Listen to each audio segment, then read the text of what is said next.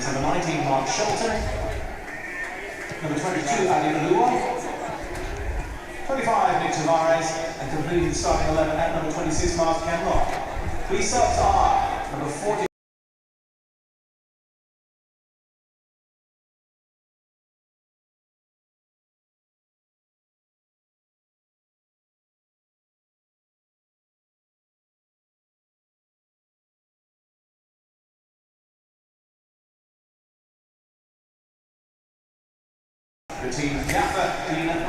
Hello everybody, and welcome to our live coverage of Barnet against Solihull Moors. You're listening to me, Rory Edwards, and alongside me today is Sam Fresco from the B Brief. How are you, Sam? I'm not bad, thanks. Pleasure to be on, making my debut on commentary. Yeah, so. This is your first time. Are you excited? I am excited. Different view of the game as well. You know, it's good to be. I'm looking forward to it. No, brilliant, and I can't recommend the B Brief enough. It's a great podcast, and he's not even paying me to say that. So the B Brief. You had Dan Martin on recently, didn't you? Talking about Underhill. Yeah, we had Dan on talking about the Underhill and the new Underhill and what even is going on at the Hive at the minute. It was obviously I'm going to say to listen to it, but it was really fascinating for me anyway. I thought it was really good. No, it was excellent. It was really interesting, and Dan speaks very well, doesn't he? He does speak really well, so it was great to have him on. Yeah, no, absolutely. And why don't we just have a little chat then before the game, get a little build up in. Boston United was the last game that the Bees played. Now, I think a lot of people would have gone into their game thinking probably 3 points for the Bees. I know they're tricky to beat, they beat York and all that, but it wasn't to be. Although there were some extenuating circumstances, weren't there? There was. I mean, I was there. It was a good day in general. But yeah, I mean, as the gaffer said, I think a point under those circumstances were pretty good, considering we were down to 10 men for 50 odd minutes, maybe more. Yeah, it was Danny Collins who got obviously sent off. He's been an absolutely key player. He's really seemed to come into form recently. The question is, was it a red card? I thought at the time it was. Watching it back, I think it's unfortunate. I think he's made the pass, and then as he's made the pass, he slipped and gone over the guy's ankle. But I thought at the time, and looking back at it, if it was the other way around, it was against Barnet, I'd be screaming for a red card. So I don't think I had no complaints on the day, and even looking back, I can't really have many complaints. So yeah. Well, it does unfortunately mean he is suspended for this game at least. And obviously after the game, we saw yet another box office post-match interview from Dino, didn't we? A bit of a rallying cry to supporters. He called it his favourite performance of the season, and he had a few choice words about the referee. Yeah, I think it was the same referee we had for Oldham, I believe. That's right, Stuart Morland. Yeah, which I think they had a lot of issues with that, how that game was reffed as well. But I mean, his post-match interview is always quite box office. I think that one, in the way that he won, obviously he would be frustrated and disappointed if he didn't get the 3 points. But it's just one of the performances to dig deep. In seasons gone by, we may not have got that point. So I think that shows how far. And even with the 10 men, we had more of the ball. We looked. Up until the last 5 minutes of the game, where obviously they had to chuck something at it. Evans didn't really have much to do, considering down to 10 men for a long period of time. And listen, defence wins your championships at the end of the day, and 6 clean sheets in a row I think it's been now. So what more can you ask?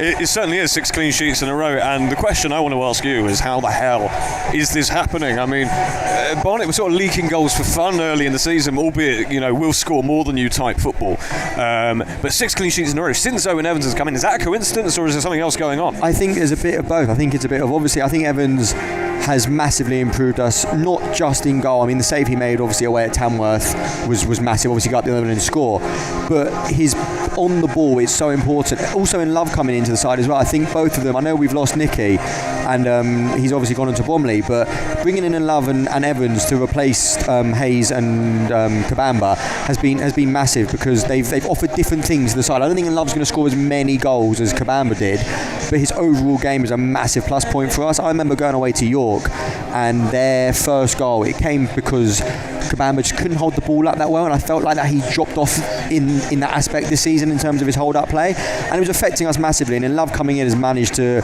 bring a different side to us. I think the goal away at Southend, Shelton's goal away at Southend, came from Love holding the ball up, playing it out and getting the ball wide. So I think the pair of them, bringing in different qualities would be massive. I mean, Evans basically plays as an extra centre back when we've got the ball, and it makes such a big difference in our build-up. So Hazy obviously had his moments where he was good, but not consistent enough, and that's why Evans has come in and done a massive. It's huge for us, and obviously the 6 clean sheets show that as well. Yeah, speaking of Nick Hayes, he had a couple of words about his time at Barnet. He said he didn't enjoy his time at Barnet. Now, why could that be? I'm not sure. Obviously, there was a moment, I think, at the start of the season where the gaffer in his post-match kind of said he just expected a bit more of him. I think the management team were the first to admit that in terms of their goalie selection, they may not have been spot on. In the recent years, obviously, we saw what happened with Walker, obviously, here today, and Keeley when that whole situation happened again this season with Evans now and Hayes. So they've struggled with goalies, I think, since they've been here. But I mean, Hazy just didn't fit. I think that's on the management team and on himself. I mean, if you're coming to a club, you got to know how the team are going to play, and obviously it just didn't work. Sometimes don't work, and that was just. Listen, he had some good moments. I was at the Yeovil game away when he pulled off a miraculous save at the last minute, pushed onto the post, who won us the game. Dagenham, where I think he made 2 saves right at the end of the game, which was huge. So listen, if we go up, he would have played his part, but Evans is a big upgrade on that. Yeah, I mean, definitely made a stage case there. Now, Nick Hayes has a little connection to the club we're playing today, Solihull Moors. He was obviously part of the Solihull side that beat Barnet in the game of which we do not speak. No, bad day. But I think, first of all, is there going to be a bit of an element of revenge in the back of the mind of some of these players here? Are they going to want to get their own backs here? I don't know if they look at it like that. You would hope each individual game comes as its own individual game, but I'm sure they'll want to put these guys to the sword today and get something back, because obviously as well from the game, more to the game at the start of the season, more than last season, because the game at the start of the season was, we haven't put in many poor performances, but I thought the one away was one of our worst this season. Yeah, speaking of the away performance, I mean 4-3 versus one of Barnet's not too many losses this season, but I do remember that one being a bit of a strange one.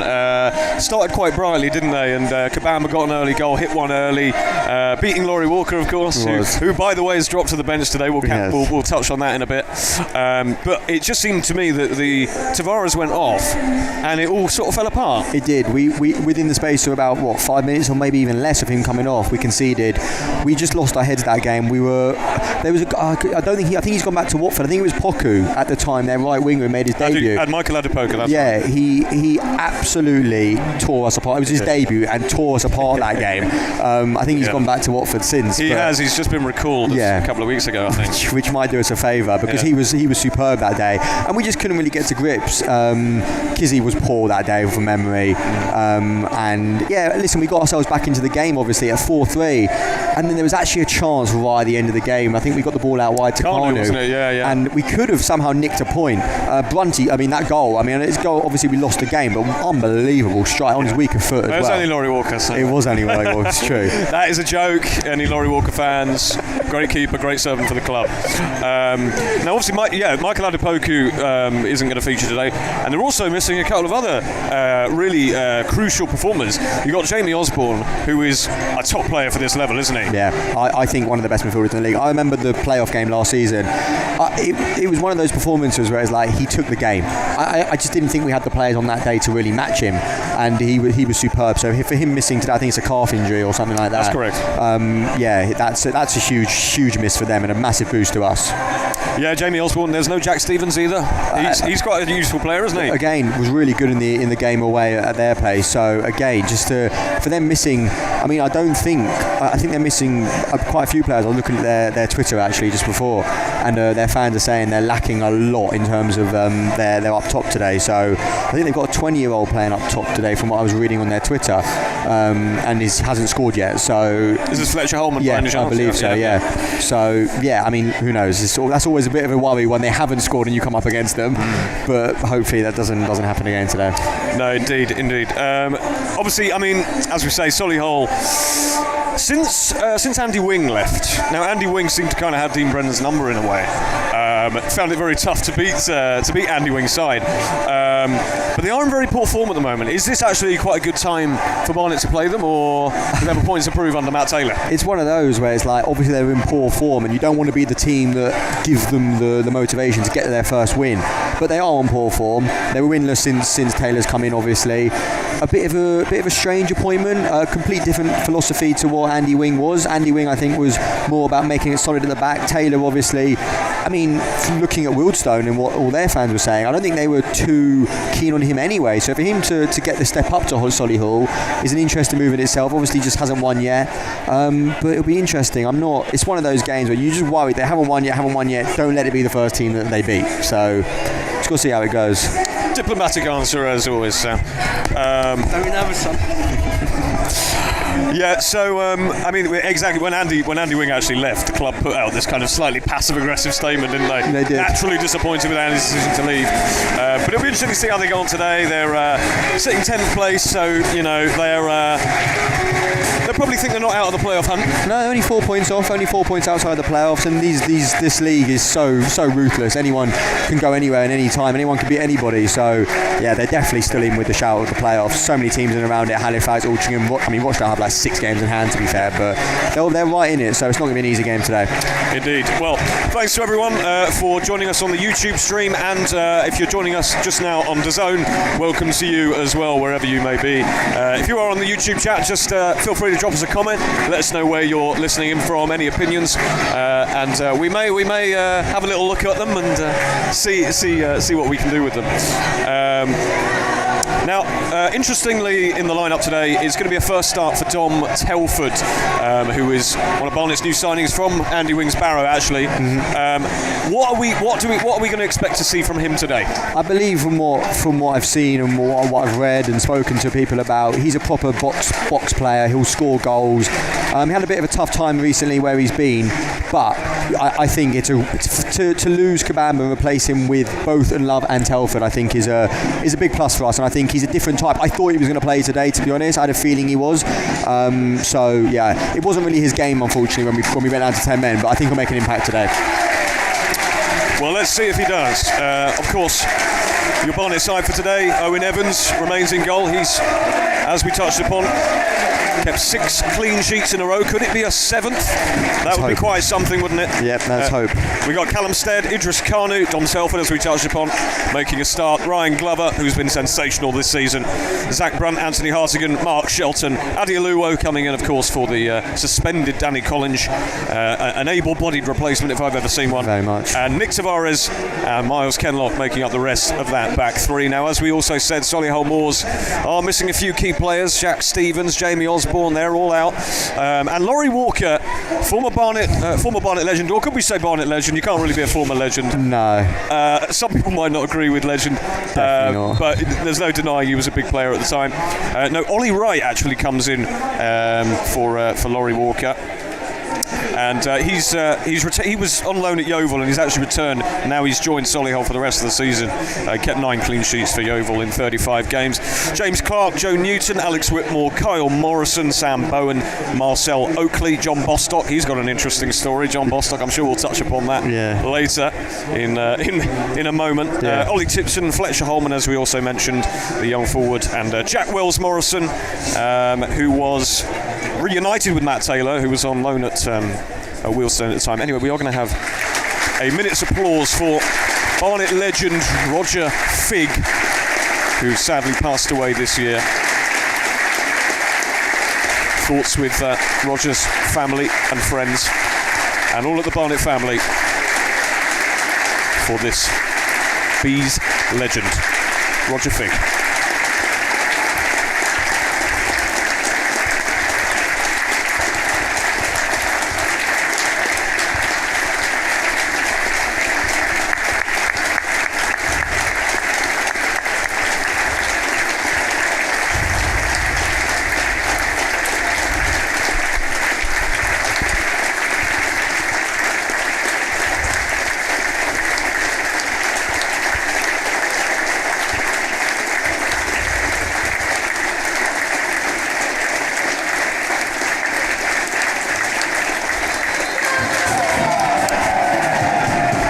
It's another home game for the Bees, and we know how absolutely imperious, almost unstoppable they've been at home this season, haven't lost a single game.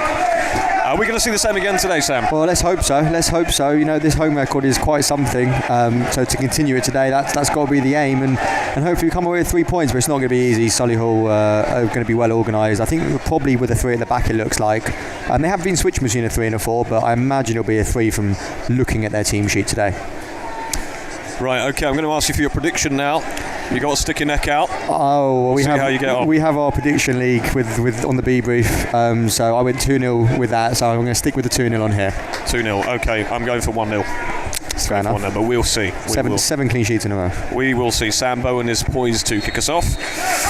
Well, here we go then. Barnet against Solihull Moors. A chance for Barnet, top of the league, and to remain there. Falter, however, and they do open the door for Forest Green and York ahead of a potential 6-pointer on Tuesday night.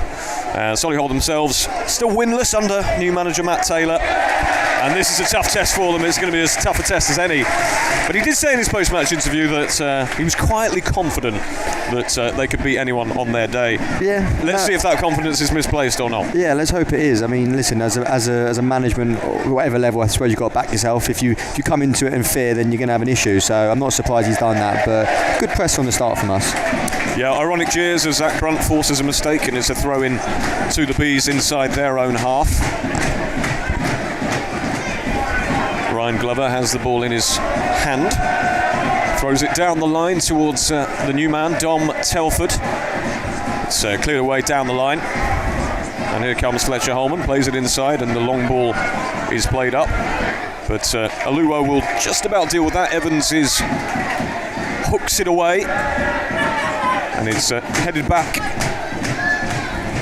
And Solihull play a ball down the right flank. Glover rises highest to get it away. Sam Bowen lets it go out for a throw-in. Actually, it is going to be a Barnet throw-in, much to his bemusement. Yeah, they've definitely gone with the back 3 today. Definitely gone with the back 3, Solihull. So it'd be interesting. They should just match us up, really. Looks like they've gone with their 2 number 10s as well. So it should just be man-to-man all over the pitch, really, for Solihull. Hartigan, composed as ever, plays it back to Nick Tavares, who has been an absolute rock at the brack. Nick the Brick is his informal name. Anyway, the long ball is played down the right flank towards Idris Kanu, who's got an opportunity now to potentially get across in, takes on his man. He's forced back to Brunt. It's inside to Hardigan, who plays it back to Aluo. And now Kanu over on that far side. Interesting, it's Aluo as the right centre back and Tavares as the middle centre back. Yeah. Because normally it's when Addy plays, he plays in the middle. So interesting they've switched that around today. Evans plays a square ball to Tavares now inside their own half. Hartigan back to Evans once more. Evans, who is just about on the same line literally playing as a centre back. As Nick Tavares. We're not exaggerating here. This is the Dean Brennan way. It is. It creates an extra man in build-up. It's so important for us. It allows Evans to be an outball if we need it. So to create, when you've got the 10 outfield players on the pitch, it's impossible to go man for man all over the pitch if you've got an extra player. But you're not going to stick the goalie on the centre back, or you're not going to stick the goalie on our centre forward. So with Evans, it creates an extra man. It's so important the way we want to play. James Clark tries a ball down the right channel, but it's instantly blocked, and a bit of head tennis going on at the back. It's back with Clark, who plays it all the way back to Ollie Wright, again in for Rory Walker. Not fancied today. It would have been quite some occasion if Walker had been. I'm sure he would have loved to have been playing today. But he's been denied a kind of trip to the Hive.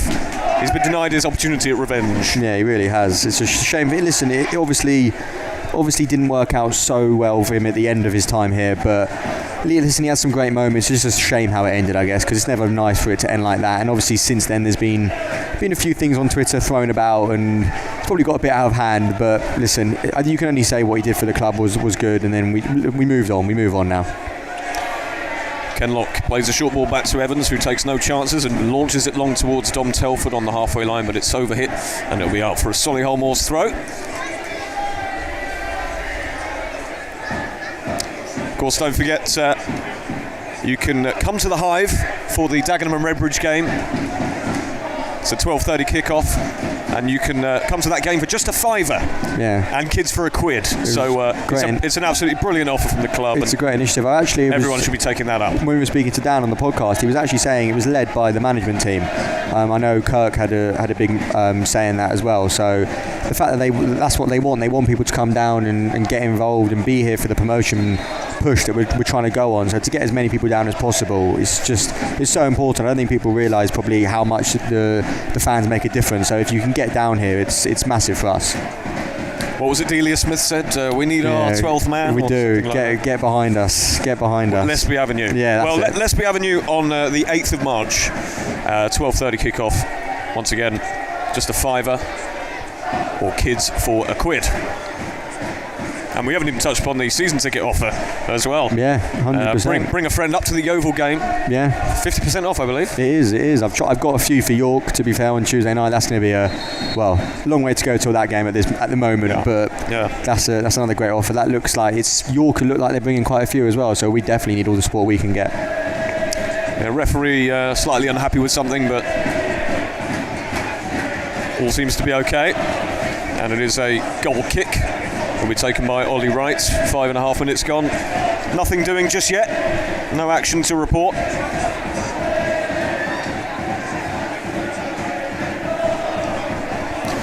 But here comes Dom Telford for the Bees, looking quite lively. That's an excellent challenge actually, and it's fallen to Sam Bowen. And Solihull can launch one forward. Is that going to be offside? The linesman does eventually flag, not before scaring a few of the Bees fans with a late call. Yeah. Evans so quick off his line though, even though he was offside, he's ready to come. I think that's a big difference as well between him and Hazy. He's a lot more confident in terms of his starting position. I think Hazy was a bit hesitant sometimes and didn't stay as high. So to have Evans as high as up he is, it's a massive plus for us, especially with how high we play as a defensive line. Solihull win the ball back, and here's John Bostock. Plays it down the left channel towards Alex Whitmore, who is actually fouled, according to referee Scott Simpson. And it's going to be an opportunity now on 6.5 minutes for Solihull Moors to potentially make an entry here. They've got a free kick on the far side. And John Bostock has a decent delivery on him, doesn't he? He does indeed. Not taking this one though, it looks like. No, he isn't. He misleadingly put the ball down. It's not going to be taken by John Bostock. But it's a chance for Moors to get the ball into the box here and trouble the Bees' defence. If they were to get an early goal here, it would certainly make for an interesting start. Ball is whipped into the middle. It's a half-decent delivery, but Nick Tavares so reliable there, just heads it away. The ball is scooped back into the area, and that's going to be really easy for Owen Evans to just hang on to. And he throws the ball quickly out to Ryan Glover on this near side. Very quick play. Glover goes back to Ken Locke, just around the halfway line. Goes infield to Hartigan. Lovely ball over to Callum Stead on the right, who plays it even further right to Idris Kanu. Plays it back to Stead. Is he onside? He is. Can Stead get the ball in? Instead, chops back, lays it off to Idris Kanu. Inside, tries the 1-2 with Shelton. Didn't quite pull it off, and Shelton unable to rescue the ball from going out for a goal kick.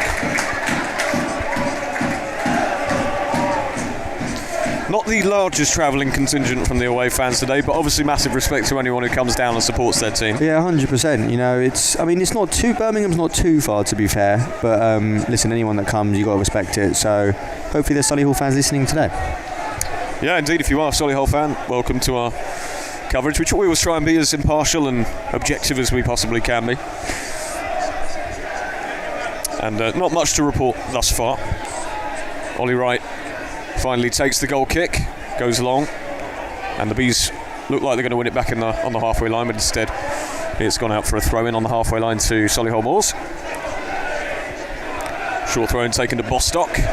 That's well intercepted by Brunt, who plays it forward to Telford. Telford tries to lay it back to Brunt, not enough on it, but it's fallen kindly for Telford again, and he just about gets the ball through to Ryan Glover. He's got Stead on the overlap. He finds Callum Stead, who takes the shot on early, and Ollie Wright gets a really important touch. Bit of a P-roller that, but it could have gone into the far corner. It's one of those where you kind of miss-kick it and it goes through a player's leg and it's difficult, but that's a brilliant save, to be fair. From our angle, it looked like it may have just snuck in there, so that's a big hand there onto the post. Yeah, really important hand there. And it's going to be Zach Brunt who lines up this resulting corner kick. And it comes from Brunt, punched away by Wright. It's fallen to Kenlock. And now Hartigan. Back with Carnu now. Carnu being hounded and harried, and actually Solihull have won the ball back, although Brunt looks to have won that ball back, and that's good play from Brunt. But the Moors win it back again. No one could quite keep hold of that, although the ball down the left channel has just gone out harmlessly for a throw-in, which Evans thought about taking. But instead it will be Aluwo to take. Back inside to Anthony Hartigan, but that was the first chance for the Bees. It was a good play from Dom Telford, and the ball is played by Kenlock down the left channel to Ryan Glover. Excellent ball, and Glover will get there ahead of Marcel Oakley. He's taking on Oakley now, gets it inside, and it's cleared away in the end by Morrison. Bees cranking it up a gear. Yeah, looking to suddenly just work our way into this game. The first 10 minutes was about just seeing how he's set up, and now we're trying to find some spaces now in behind. Glover and Carnu are getting a bit of joy. Yeah, they certainly are. And this left channel is such a danger. So many goals have resulted from You can see they go man to man. Is it Clark? He goes literally gone into midfield with Stead there, and it almost went into a back four. So there's definitely going to be spaces opened up in behind. If they're just going to follow everybody around the pitch, there'll be spaces that open up. That was good work from Telford, and that's the first we're really seeing from him. We didn't really see much of him at the Boston game. It was a bit of a strange... Yeah, it was difficult for him. Baptism of fire there. Yeah, it was a bit difficult for him for that game, obviously. It was tough. Obviously, didn't see it. He was at Tamworth, but never made it on. But hopefully some minutes today will do him good. Bostock had his hands on Zach Brunt there, but Scott Simpson didn't think that was a foul. But it's gone out for a throw-in on the halfway line. And here's Nick Tavares. And it's back with Owen Evans, the Barnet shot stopper. Again, 6 clean sheets in a row. He couldn't make it 7, could he? Drills one towards Callum Stead, but it's well over hit. And it goes out for a throw into Solihull Moors, right down by their own corner flag. Evans has a half-decent bit of distribution on him, doesn't he? Didn't quite get it right that time, but... His kick is... I mean, there was the one... It was where Forest Green we were at. It may have been his... It was the first time I saw him play. I think he played in the FA Trophy game, but I didn't see that game. And he played one ball over to Stead, and he literally kicked it from in our own half right onto Steady's chest in their box, and Steady should have done better with it, really. So his distribution is brilliant. The ball is going to fall to Evans, who stops it from going out for a throw-in and does launch one forward. That was a little less deliberate. And that's a good touch from Marcel Oakley to bring the ball down. Sam has just shown me that Braintree Town have taken a 1-0 lead against Forest Green Rovers. I mean, Braintree's a tricky place to go, isn't it? Yeah, but not a result maybe you expect. So that would be, I mean, a long way to go, but that would be a long way to go. Yeah, that would be a good result. Evans plays a slightly risky ball out to Hartigan, who played it back to Aluwo, who couldn't trap it, and it's gone out for a sort of cheap throw-in for Solihull Moors, well inside the Barnet half.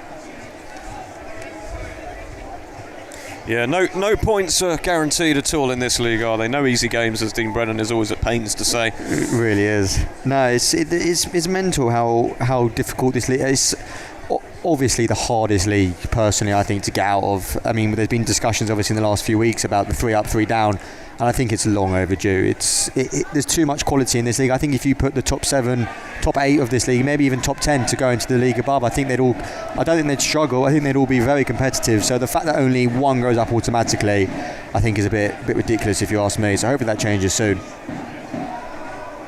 Well, every National League club has signed the letter, haven't they? They have. But listen, unfortunately, they're not the ones voting. It's like the turkeys voting for Christmas, sort of thing. Which they famously don't do. They don't. But how the League Two clubs, obviously, they're going to have to vote, and it's going to affect them. And you would hope on a football sense they would vote, but they're all going to look out for themselves, aren't they? So it's going to be difficult to try and get that overturned. But you'd hope that most of those teams have been in the National League, so they've got to think of it. If they go down, it gives them a better chance of going up as well. So it's a shame that only one goes up, because I think there's been quite a lot of quality teams over the years that haven't been able to go up and then just fall off because of it's difficult to just win the league. To go up is hard. Here comes Solihull Moors inside the Barnet half with John Bostock, back with Clark.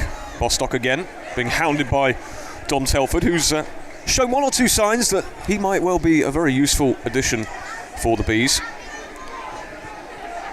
And we'll see if he can break his duck today.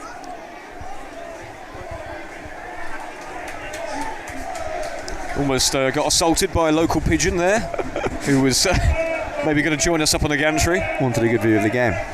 We've already got one pigeon on this gantry, we don't need another one. It's true. That's not me calling you a pigeon, by the way. Ball played by Solihull down the left flank, and well, the ball was won, and the referee took a moment to think about giving a foul there, because if he hadn't, Fletcher Holman would have been in a very good position. Yeah, it was a bit soft, that. I think we're slightly fortunate to get away with that. Sam Bowen is the victim of a slip there as Miles Kenlock took him for a bit of a jolly. And look at the space we've got here when Steady goes in. Yeah, lots of space up front. Evans, again with a poor piece of distribution there, although Shelton's done really well to win that header back. Bostock slides in, doesn't win it at all, and Stead keeps going. Brilliant play from Callum Stead over on this near side. He's got Glover for company. Oh, and Zach Brunt stands on the ball and slips over. That's unlucky. And Solihull play another ball down the flank with Carl Morrison. And Nick Tavares had his hands all over Fletcher Holman there, who said, "Get the hell off me." And the Bees win it back. And here's Adebola Aluwo now. Again, a very capable replacement from the suspended Danny Collins. Carney plays a neat ball inside to Dom Telford, who was in loads of space, and Callum Stead needs to play this quickly. Over to the left, he took far too long. But Marcel Oakley has conceded a foul, and Callum Stead got away with one there because he should have played it a lot earlier. Yeah, he definitely. The Glover was in there. I mean, I don't know, you can't see it from this angle, maybe it was a bit difficult, but it felt like if he played that ball early, Glover had all the space in the world. Oakley didn't know if to go, what to do, and Solihull were a bit stupid there to give away a free kick because they sussed out the danger in the end. Yeah, you do wonder what would have happened there if Stead had maybe played that a bit quicker. Yeah, especially in the form Glover's on. I mean, he's taken his game up in the last couple of months. Really, he's really. I mean, he was a great signing from the start, but chipping in with goals as well. Yeah. Like, goal contributions are incredible. He's been brilliant. So what a signing he's been. One that we'll struggle to keep hold of, I think, if we don't go up. Hopefully we do though. Hartigan takes the free kick towards Tavares, but he was well marshalled in the end there by the Solihull defence, and it's straight into the hands of Ollie Smith, the lone goalkeeper, who throws it over to the left-hand side. Bit of a loose touch there, and Aluwo heads it forward. The referee thinks about playing the advantage, but linesman has flagged offside, and you just see how high the Bees are that the linesman's flagged for offside near the halfway line. Yeah. Evans goes short to Kenlock, plays it inside to Stead.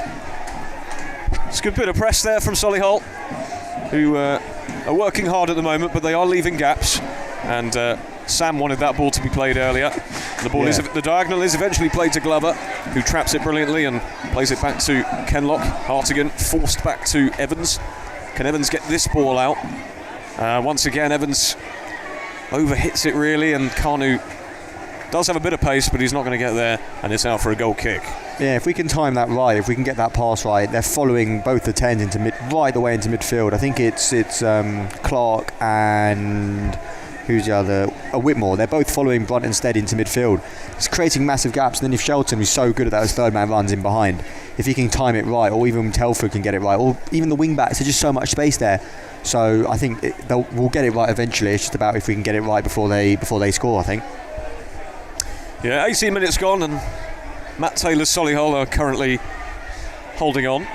Been one or two sights of goal for the Bees. Callum Stead with easily the best chance, a sort of gentle shot, I think, into the sort of bottom corner.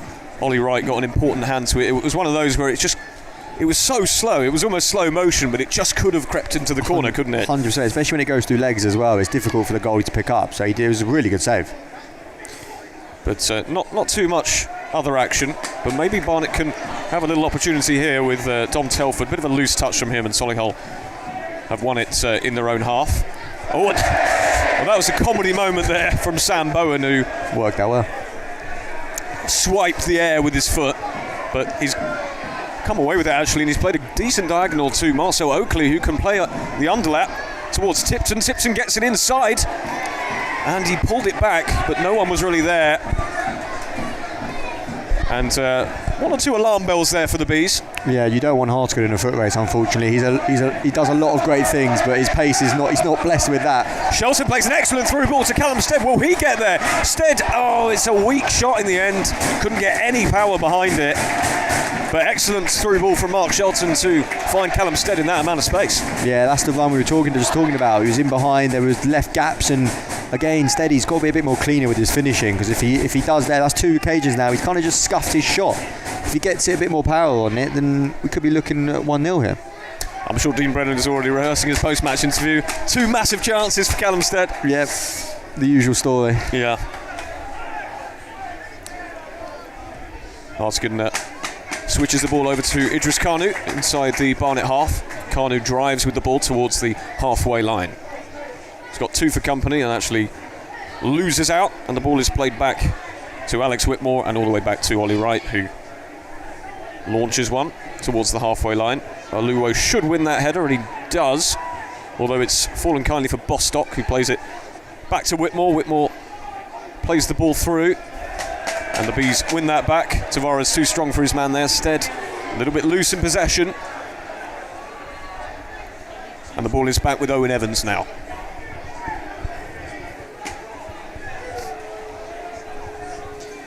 Gavin Fresco says, "Go Sam, such a good knowledge and enjoyable to listen to. Come on, you Bees." That's a slight Fresco, bias. is that... that might be my dad making comments. I know he's working. Any relation? Yeah. No, I know he's working, so I'm pleased he's listening in. Well, the ball was played long towards Ryan Glover, who felt that the last touch came off a Solihull player, but it has gone out for a goal kick to the Moors. 21 minutes gone, still not too much to report other than Callum Stead, 1 or 2 decent chances. Not amazing chances, but chances where he might have maybe put a slightly better effort on goal. Yeah, I think there's signs here that the goal is going to come. We're definitely playing some decent football. Like I said, if we can just time it right, we'll get in here. So I'm sure they'll relate that at half time as well.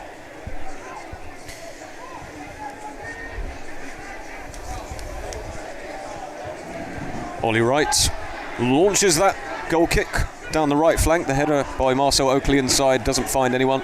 Ball is back up in the air. It's headed down, and Solihull just can't get that ball under control, and it goes out for a throw-in to the Bees in their own half. Ryan Glover looking for options. I think Dean Brennan looked a little bit unhappy there with how long Glover was taking with that throw, and a bit of a misunderstanding with Zach Brunt there, and the ball is put straight out for a throw into the Moors inside the Barnet half. James Clark to take this one.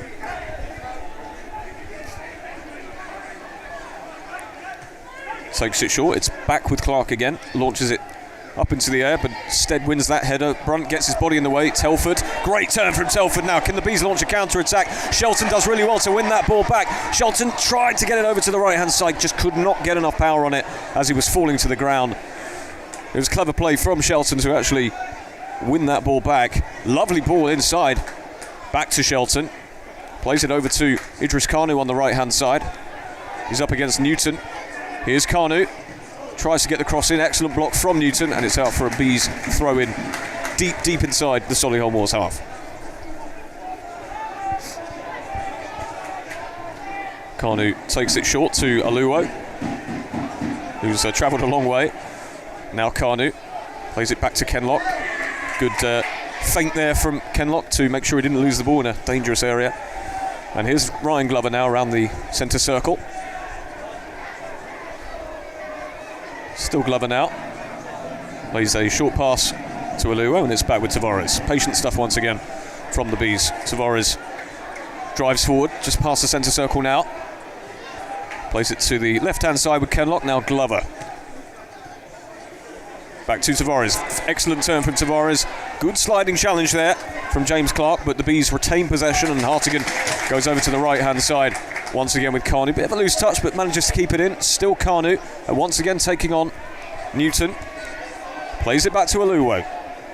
And now Hartigan again. And is once again back with Tavares.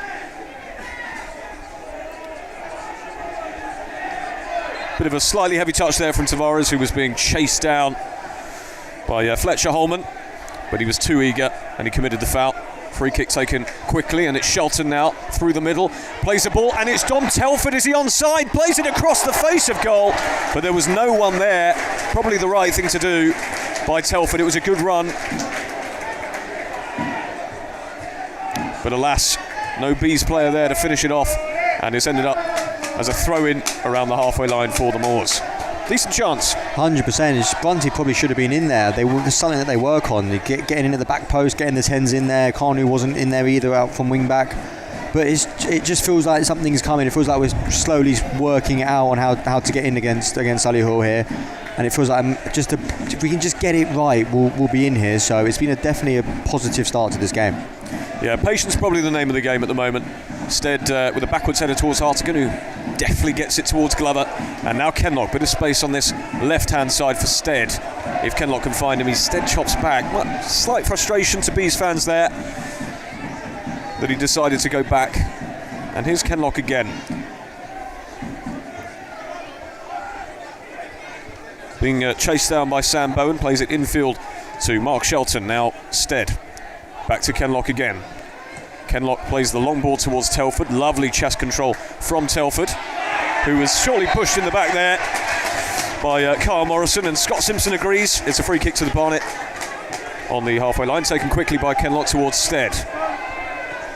And now Hartigan in the middle of the centre circle, plays it over to Idris Kanu.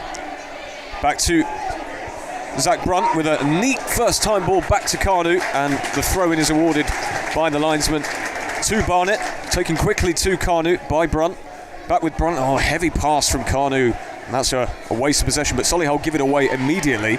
And here's Hartigan once again, now with Brunt on that far side, gets the cross in towards Telford. Crucial header there from Carl Morrison, and it's out for a Barnet corner, the second of the game. And the Bees slowly working their way into that penalty area more often now. Yeah, we win the ball back so high as well. Taraj was our last man there, and he's almost so far in. Well, he's in almost the final third of Solihull's half. So yeah, we're so good. In terms of our pressing, we're actually probably the best in the league, seeing the stats and stuff. So something that the gaffer works really hard on. It is going to be Zach Brunt to take the corner. In comes the delivery. It almost looked for a second like Aluo might get there, but Ollie Wright claimed that one authoritatively, and the danger is averted for the Moors. It's been a point of contention among some Barnet fans, I think, the lack of goals from set pieces and corners, such a huge threat in this league. Yeah. And obviously with the likes of, when we used to have Dale Gorman and Harry Pritchard, corners were sometimes like penalties. They were. Pritch made that near post run so often. And Blundy, to be fair, he's taking it with his when it's on the right hand side, he takes it with his weaker left foot to get the in-swing. Stead has almost won the ball, and he carries on with it actually and plays a square ball to Dom Telford! Fantastic finish, Dom Telford! And that all came from the hard work of Callum Stead. Yeah, and it's Dom Telford with his first goal for the Bees. It's a brilliant goal. It's a brilliant finish. We said before, that's the sort of quality that he can definitely possess, and that is exactly what he's done. He's put that right into the top corner. On his league debut, Dom Telford has scored a sensational finish into that top corner, but Callum Stead must take some of the plaudits for that. Yeah, steady the industry work. He showed there. Steady worked so hard to win that ball back. He did so well. It looked like he may have just lost it, but he worked so hard to get it back in there. And he's nicked the ball right on the edge of the box. And Telford, he's had the composure to take it on his left foot and put that right into the top corner. Keeper, absolutely no chance. It's a goal on his league debut.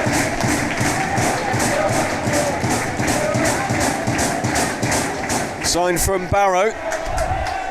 Well, he's never played lower down. He's never played in the National League, so he comes with a lot of pedigree as well. And some might say he's going down, but sometimes we had Harry Smith come in, obviously, in that second half of last season. Harry Smith came in. Feels like a lifetime ago. I think it was two seasons ago. Yeah, when he made such a big difference as well. He got the goal against Solihull. Yeah, it cemented the playoff. Yeah, so sometimes these players just need a bit of game time, and especially with the way we're playing, when you come in as a forward in this setup, you're bound to get goals. And if you're at the quality that Telford possesses, then he could get quite a few from now to the end of the season.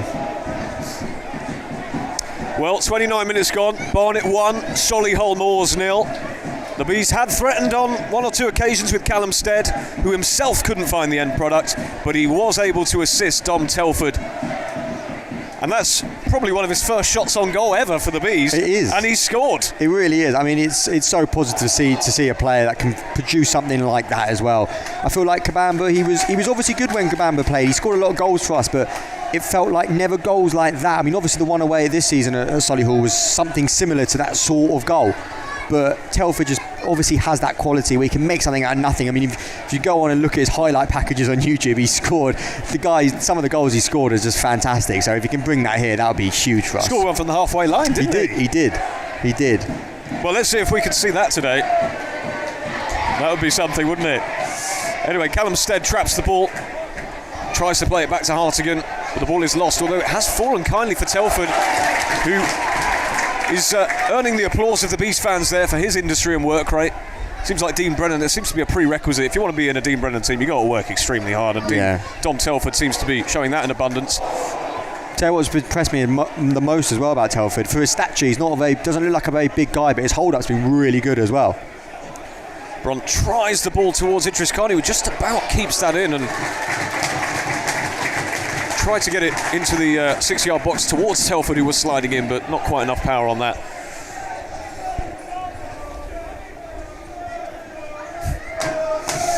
I think the Sam Fresco fan club is in full swing here. The new commentator is class. The new co-commentator, should I say? Yes. The new co-commentator. Let's make that clear. Well, you're only as good as the commentator you're with, I guess. Oh well, that's too kind. I did force you to say that, but you're too kind.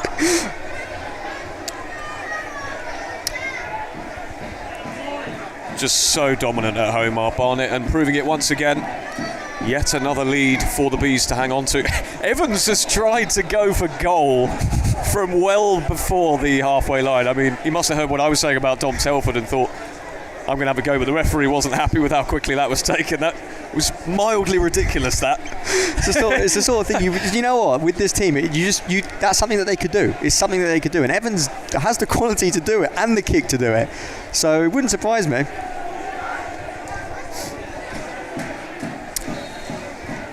Yeah, once again, you're listening to Hive Live Radio with myself, Rory Edwards, alongside Sam Fresco. It's Barnet 1, Solihull Moors 0. Dom Telford with his first ever goal for Barnet in his first league start. His home debut, of course. Only got a little cameo against Boston. That was a bit of a weird one. Anyway, here come Barnet now with Shelton. Brunt chips one into the box towards Glover, gets the header up. Mild claims for handball from the Barnet fans. The players didn't appeal, so probably nothing doing there. And here's Glover again. Ooh, that is a nasty challenge from Marcel Oakley on the near side. Possibly one out of frustration more than anything else. Absolutely clotheslined Ryan Glover. And every single Barnet fan in front of us was up off their seat claiming for something perhaps worse than a yellow card there. Really strong challenge from Marcel Oakley, but Scott Simpson was quick to brandish the yellow card. What did you make of that one, Sam? I mean, it was late. I think he's gone for the ball there, and just I think Glover's just about nicked it in front of him, and he's just gone through him. Probably yellow, probably the right card there, but late tackle. I think the Bees fans are always going to claim for that one. Yeah, I think you've got to scream loud enough. Sometimes these referees give it in this league. Yeah. But very, very full-blooded challenge there, and it is only a yellow card for Marcel Oakley, and the resulting free kick is taken by Hartigan. And it's perhaps fallen. It looked like it was about to fall to Aluwo, who kind of fell backwards, but it has resulted in a corner kick. Carnu has this one. Brunt's running over to take this. Actually, Carnu plays it short to Brunt. It's back with Carnu now. Can he get a ball into the box? He can. It's a bit of a poor one, but it's fallen kindly. And the shot is just wide from Ryan Glover, who fancied another goal to add to his ever-increasing tally. Yeah, it was unlucky there. Worked it well. Did the short corner, and it's just fallen to Glover on the edge of the box, and he's smashed it on his left foot there. Could have gone anywhere, just past the post in the end.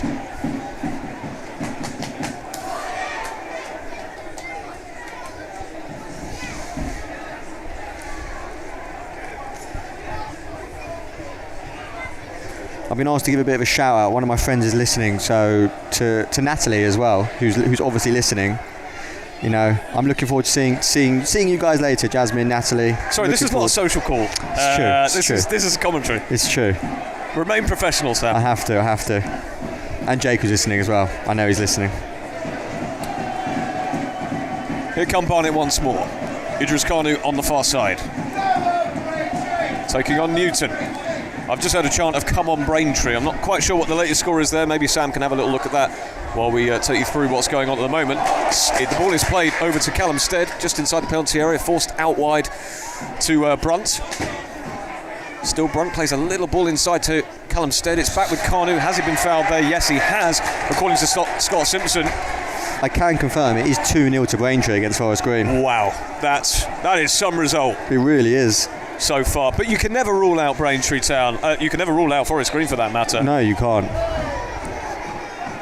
The Bees tried to take that free kick very quickly, but referee unhappy, and he wants that to be taken again. Solihull Moors not happy at all that the free kick was given in the first place. They thought Kanu bought that one.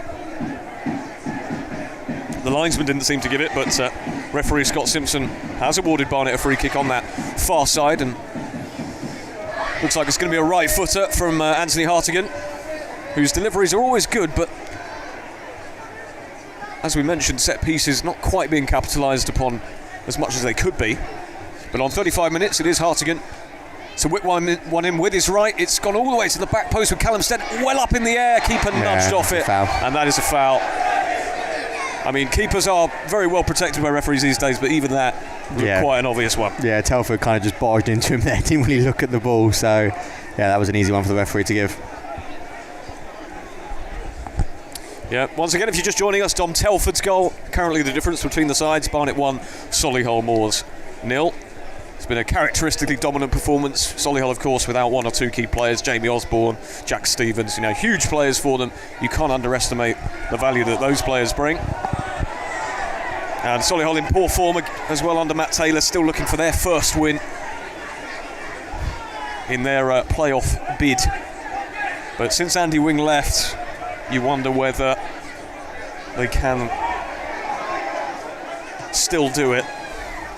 Still plenty of time left in the season, and everything to play for, Sam. Still a lot to play for. I mean, I've been saying it on the Be Brief, our podcast, that we just got to be there or thereabouts come the end of the season. These teams around us, people think that York and Forest Green are going to drop points, that we have to win every single game. I don't think it's going to work out like that. So as long as we're there, we've got a chance. Now that is a fantastic piece of distribution from Evans. Can Kanu keep it in?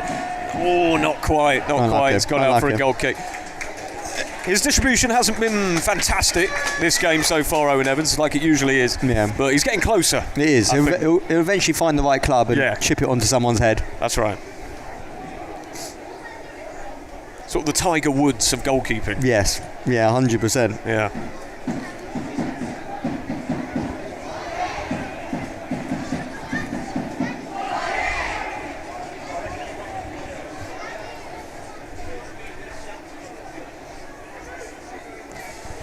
Ollie Wright takes yet another goal kick for the Moors, but the Bees once again win it back, and here's Ryan Glover. Kenlock is making a run on this left-hand side. Glover finds him, drives forward just past the halfway line now. Kenlock chops inside, he's got Oakley for company, and he's forced back to Glover, who in turn goes back to Owen Evans. Plays it short over to the right to Aluo, filling in once again for Danny Collins, who of course is suspended after his red card last game. We touched upon it, didn't we? We did. Just before the game started in a little pre-match chat about whether it was really a red card, but for better or worse, well, certainly for worse, I think Danny Collins is out, but there are worse replacements than Adi Aluo. I tell you what, if you're going to lose a player, I suppose centre-back's probably the one position we can afford to lose a player in. We've got so much quality in there, so yeah, I mean, that back three, it's such a strong point for us. And Solihull have lost it in a really dangerous position, and it's fallen to Zach Brunt. Brunt goes short to Hartigan. Oh, that's poor from Brunt, really. And he's committed a foul as well to try and compensate for it. But Solihull living dangerously, really, in their own half there. I don't know what they were doing there? Well, with the way we play as well, with how well we press, so any team that's going to play around the back is going to cause them issues, especially with Steady, such a live wire in and around that area. So you can't. He doesn't give you a minute, as we saw for the goal as well. So they've got to be careful. If they're going to take time on the ball, then they're going to get their pockets picked.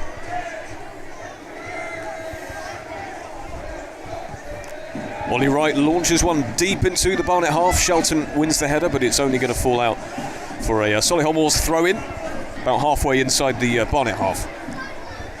As we approach the 40th minute, still Barnet 1, Solihull Moors 0. So James Clark to take the throw-in. Tries to find that little pocket of space, doesn't quite do it. Tries to get it back to Bowen.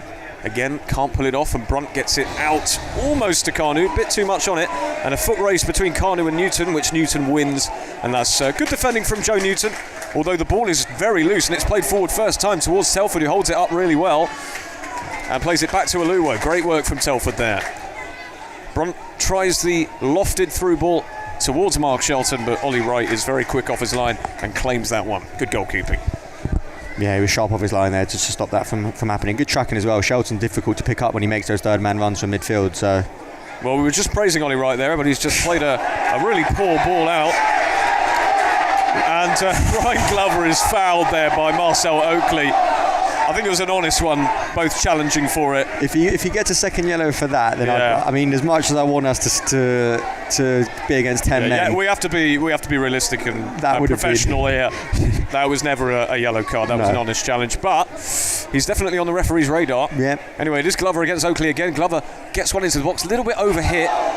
It's chested down, not handball, despite the Barnet fans' claims. And it's come out for Jack Wells Morrison, and the first time ball is played up towards Fletcher Holman. Can he hold it up? No, he can't, although it's fallen kindly for Solihull now. And Ollie Tipton plays a ball over to Wells Morrison, but that's good defending from Tavares, although he's slightly slipped as he tried to keep that ball in. And it's gone out for a Solihull Moors corner, and they really haven't had much to sing about, those travelling Moors fans. Could they get something here? Set piece is always really dangerous.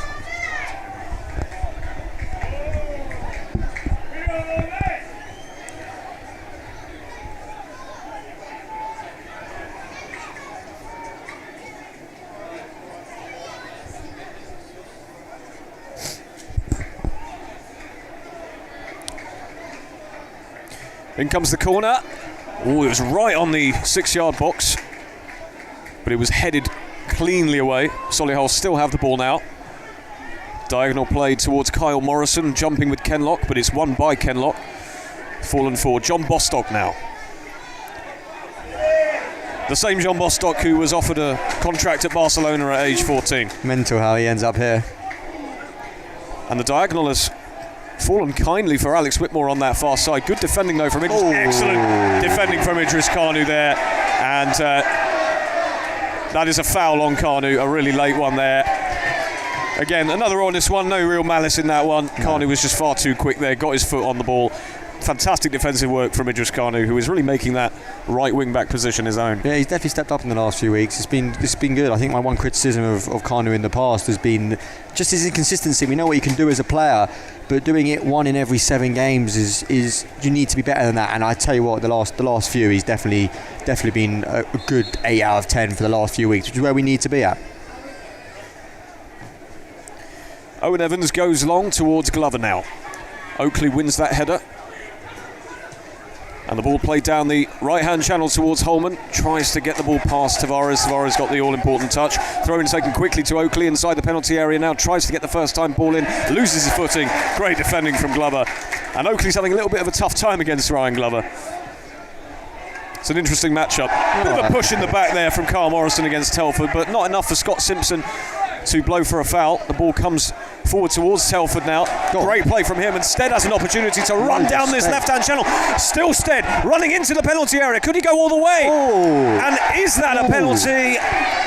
No, it is not.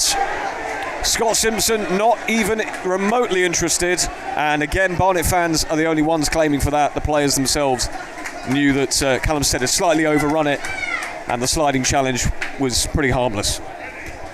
could have. I tell you what, if Steady takes a better touch there, and I think it was Clark that committed to it, he could have given away a penalty there. That was a risky tackle to make. Just a shame Steady couldn't make more of it. For anyone watching, we are aware of issues with the commentary on DAZN, and we will have a look at that as soon as we possibly can. At half time, I would have thought, with just a minute to go. So hopefully we can get that all fixed for you. And I can't quite believe it, but Ebbsfleet United have taken the lead against York City. But anyway, here comes Callum Stead just on the edge of the penalty area. It's Callum Stead. Oh, he just can't get his shot right at the moment. Not a clean connection and sort of curved it wide of the post.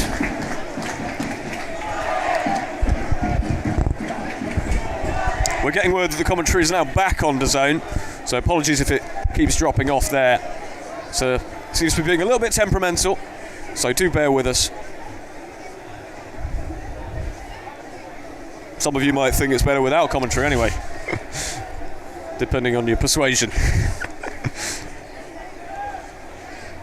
Ticking over to the 45th minute now, and Moors have really not had anything of note, and it's just a minute indicated by the fourth official, Harrison Blair.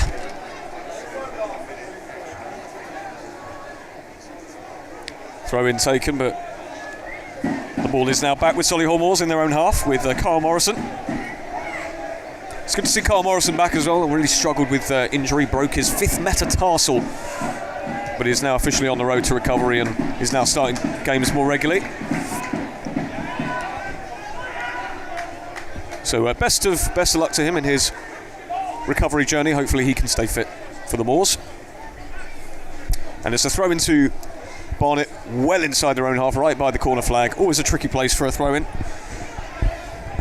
But just with 10 seconds left to go, the danger is surely not too bad. Throw in taken, Callum Stead nods it on, and that's half-time indicated by Scott Simpson. It's been a really solid performance from Barnet so far. Callum Stead with the bulk of the chances, but it was Dom Telford who took his chance with an excellent finish into the top left-hand corner with a left-footed drive, really. But that all came from Callum Stead's hard work, and he's been so involved, hasn't he, Callum Stead? He has. He could have had a hat-trick, arguably. He's had a couple of definitely good chances, one just before half-time there. Probably would have been difficult to score that one, but he's such a live wire, like I said, in and around that box. You can't give him a second, and if you do, he'll nick it off you, which is exactly what he did for the goal. And Telford's quality for that finish is so important for us, something out of nothing almost. And sometimes you need that. You're not always going to play pretty football. The goal itself was a thing of beauty, but the football to get there was more hard work than anything else. You need a mixture of both, and that will get you places. So, yeah, good to be 1-0 up at half-time.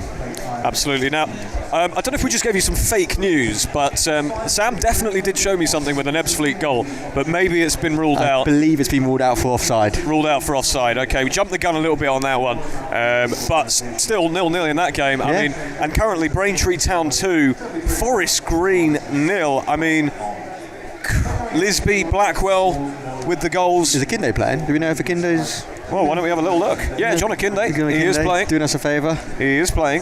And according to this, he is the captain. Wow. Yeah. Wow. Yeah, I mean, that's a big result. Big result if Braintree can hold on to that one. Forest Green, I mean, they're a tough side, but something about them, I'm more afraid of York than I am of Forest Green. I just feel Forest Green, they're good between both boxes, but in games where they go behind, it's going to be difficult for them to get back into that game. They rely so much on their defence, so to go 2-0 down is going to be a mountain to climb, but still a long way to go in that game, obviously. Yeah, absolutely. We shouldn't count our chickens before they hatch, but it is fun to do, to be honest with you. Yeah. And it does mean that Bonnet's position at the top of the league is extended to 5 points as it currently stands. Obviously still got a game, Forest Green still have a game in hand, and York have the 2. Yeah. But I mean, ahead of a massive game, I think it's fair to say, on Tuesday night, which I'll certainly be up here for. Yeah. the psychological advantage gained by that is quite something. I mean, I've said about these games in hand, the points on the board are so important because it makes York have to win every game. They feel like they're going to have to win every game if we start taking the lead. So really important for us that we just keep ticking these points over, and we can talk about games in hand. Like Rochdale have, I think, like 6 or 5 games in hand on us, but it doesn't matter because then the psychological battle of having to chase and win every game is tough to do. So points on the board is so important. Yeah. Well, Barnet are there to be shot at, and they're there to be shot at today by Solihull Moors, who have so far missed every shot. Yeah, they have. That they have. They've had a shot. Really, I was using the gun analogy, but it didn't really quite work because they haven't actually had any shots. No, they haven't. They've had 1 or 2 entries into the box, but Barnet have just dealt with them so comfortably, and the amount of confidence they must have from this home record. It's just something else. This home record I was seeing at the start of the season, I think we were on par with like Barcelona and PSG in terms of European League. I think we probably still are. I mean, I still haven't lost a game. I haven't. Could Barnet go the whole season unbeaten at home? Could they do it? I hope so. I hope it would be. York if you beat York, anything else would be a failure, right? To lose. 100%. I mean, we're in such a good position at the minute. So I've said again on the podcast that we do that it feels different this season. I keep getting shouted at, and I know there's still a long way to play, but it just feels different this season. This team feels a bit more mature. The management team probably have learned from the last couple of seasons, and they've built a squad this season where it just feels ready to go. I think there are definitely 1 or 2 additions that could help. I'm hoping for a Bailey Hobson return. I feel like on Saturday against Boston, him being in that squad, going down to 10 men, would have made a big difference to us. And I do feel that we're a Shelton or Hartigan injury away from maybe being a bit short in midfield. I know we've got Clifford off the bench, and he's been a good member of the squad, but having Hobson in there, it could be the difference, I think, for me. So I just hope we can. I mean, I know we're interested. I know we're trying to get it done. I just hope we can get that over the line. Absolutely. Well, Barnet 1, Solihull Moors 0 so far at half-time. Thanks everyone for joining us so far. We very much hope you will join us for the second half and see if Barnet can see this one through for another crucial 3 points in this extremely exciting title race. What an absolute privilege it is to be commentating on such a fantastic season for the club. And we will join you, and hope you will join us very shortly. But we will take a quick break. See you shortly.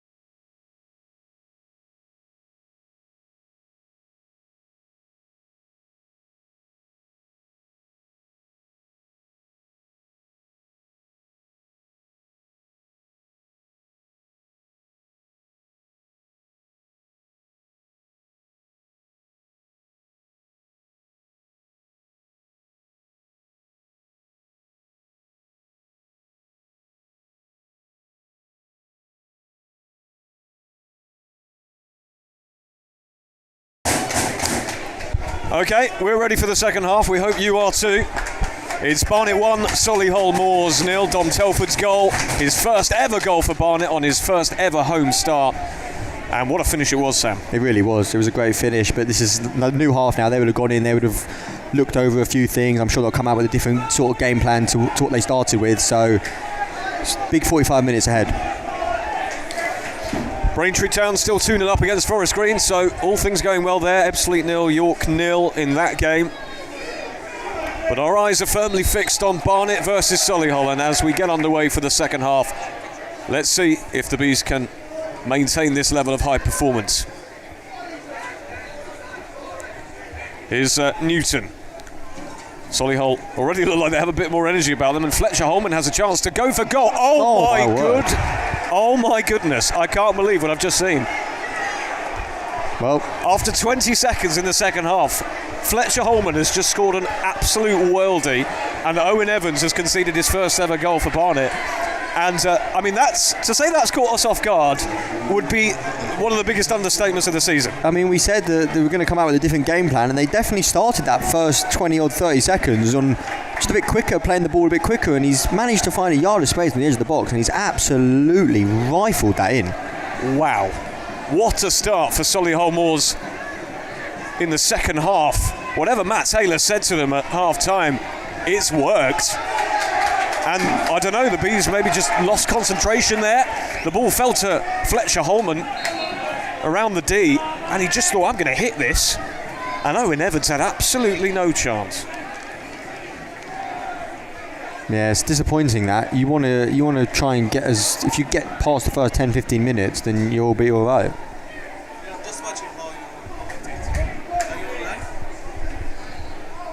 Well, let's see how Barnet can come back from this. Here's Zach Brunt on the byline. It's a bit of a shell shock moment, really. And that's a poor ball from Kenlock into Brunt. It's gone out for a goal kick.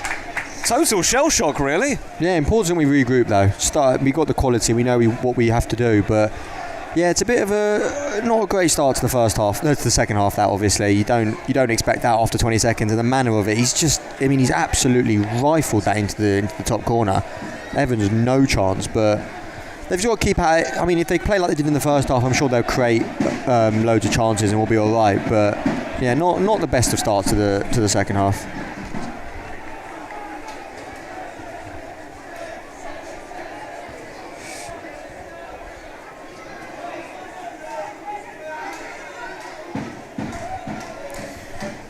Well, let's see how the Bees can respond here to that slightly shocking moment.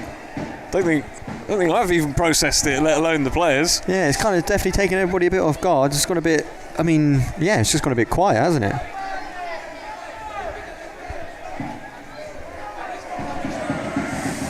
Here comes Callum Stead for Barnet over on the far side. Tries to twist and turn and actually concedes a throw in there. Sort of skilled himself up there. Throw into Solihull in their own half.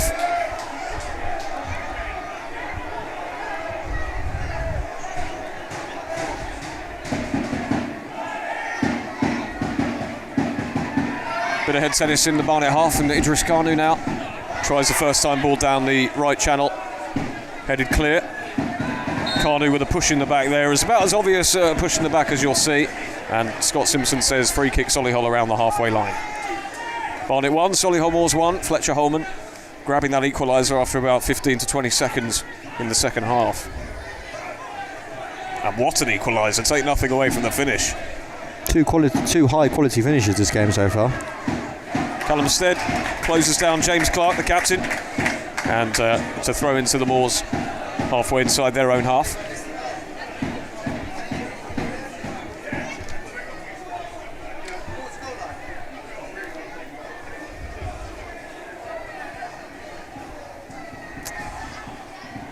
Throw in taken down the left hand side. There was a bit of a push in the back there from Ryan Glover, but the referee decided that wasn't enough of one. Ball is switched over and they concede a throw, and I think the Barnet fans now are trying to just help their team get a bit of momentum back. Owen Evans conceding his first goal in a Barnet shirt, in the league at least. Did concede 3 against Altrincham, lest we forget. But that was a bit of a weird game. It was. Carnu with a good touch. God. And it is Carnu now, driving inside to a bit of space. He's got Telford in loads of space. It's Dom Telford! Oh, he scooped the shot, really. He's claiming for a deflection. And I wonder if Idris Carnu might have played him in a tiny bit earlier. Yeah, he kind of just delayed. And although it did look like Telford had a yard of space there just to hit it, but the defender obviously did well to get back, but obviously just scuffs his shot in the end. Great work from Idris Carnu there. And that was a really good opening. And a bit of a waste, in truth. And with the scores now level, it's up to Barnet to take the game back to the Moors and make sure this doesn't turn into a frustrating one.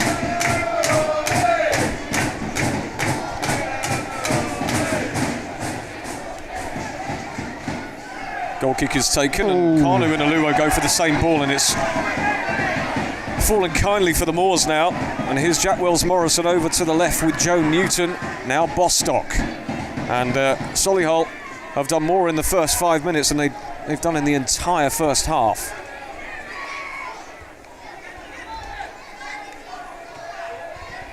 The ball has fallen to John Bostock, plays it over to the right-hand side now with Ollie Tipton.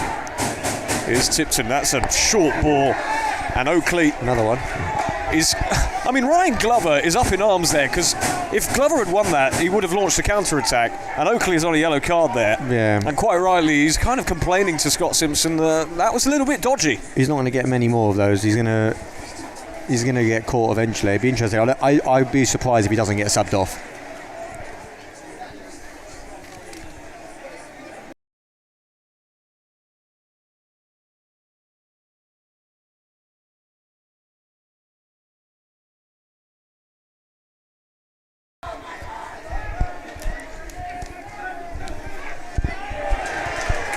Moors loose in possession, and that's good pressure from the Bees there. Solihull Moors have a throw in their own half now.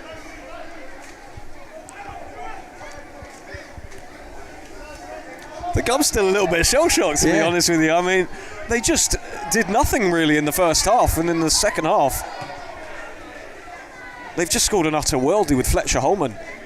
It's one of those. Pretty sure that's his first goal for the club. Yeah, what a goal! You've got to ride these things though. These are the sort of challenges that comes up towards the end of the season, and you've got to show what you're about. And hopefully we show in the second half what we are. But Solihull have started the second half really well, and they've just won a corner there.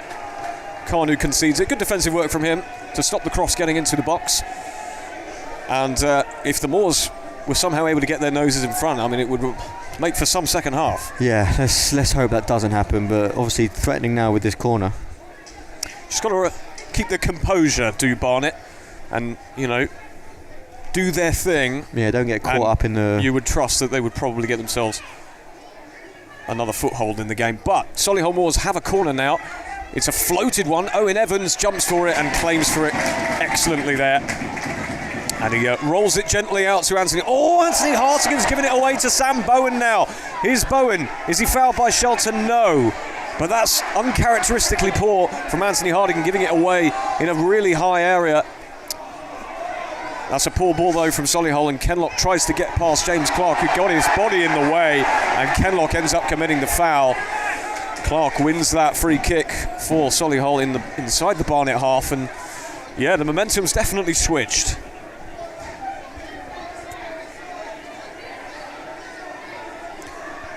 Mentioned composure there. Barnet do just need to remain calm. They've been a little bit loose since that goal's gone in, and they're in danger of allowing the Moors back into a game in which they had very little possession, let alone chances. But it is drilled into the box. Kyle Morrison jumps for this one. Did he drag Aluo down? No. Aluo gets it out towards Dom Telford. Can he win this ball? No, it's well held up by the Solihull defence. It's Newton who plays it back to right with a first-time left-footed ball, but that's only going to find the head of Tavares, who heads it forward. But Solihull win that header and try to get that forward, but it's only as far as Kenlock, who plays it safely back to Owen Evans, who restarts the play with Aluo now on this right-hand side. How are the Bees going to get back into the lead? haven't done too much wrong, have Barnet, but they do find themselves level.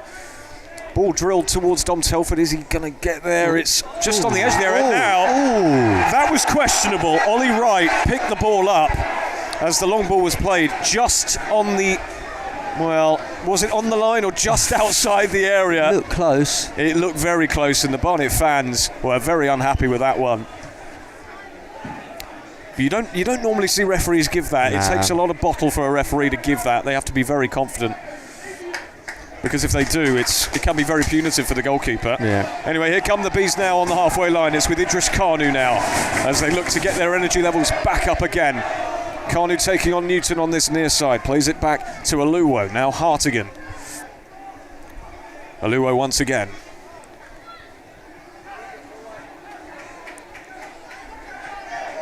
And perhaps a case of no Collins, no clean sheet. Yeah.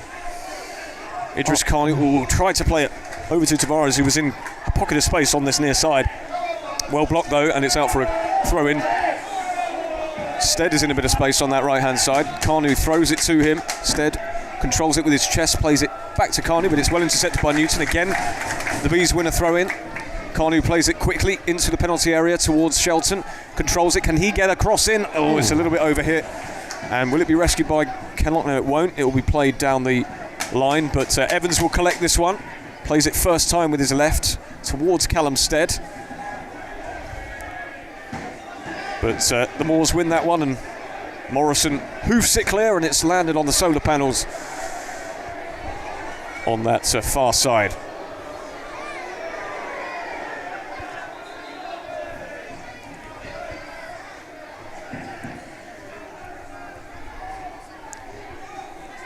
Throw in taken to Kenlock, and now Hartigan. All the way back with Tavares, and now Evans.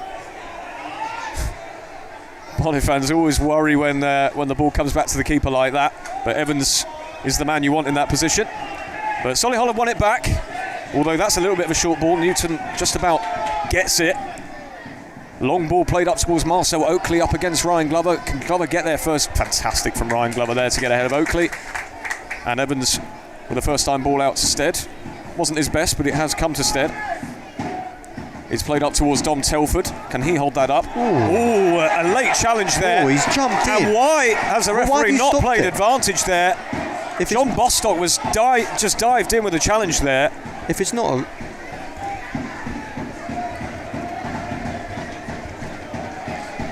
Yeah. Slightly strange refereeing decision. If it's not a red card, I don't know why he stopped that. It doesn't really make much sense.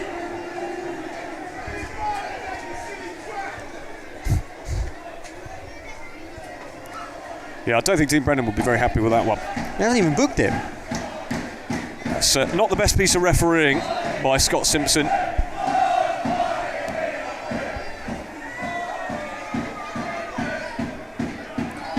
And the ball is played down that left channel. And here's Callum Stead.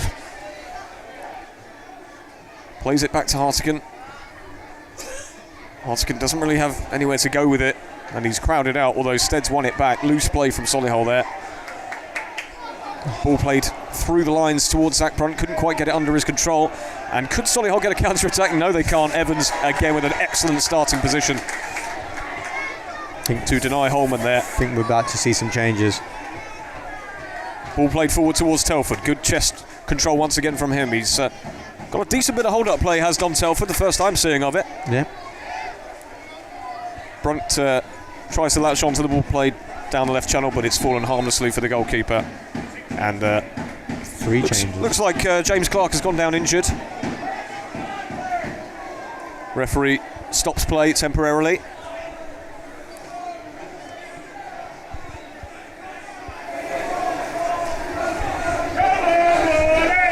It looks like three changes coming up. Yeah, we do apologise as well. I mean, the commentary on DAZN seems to have gone again.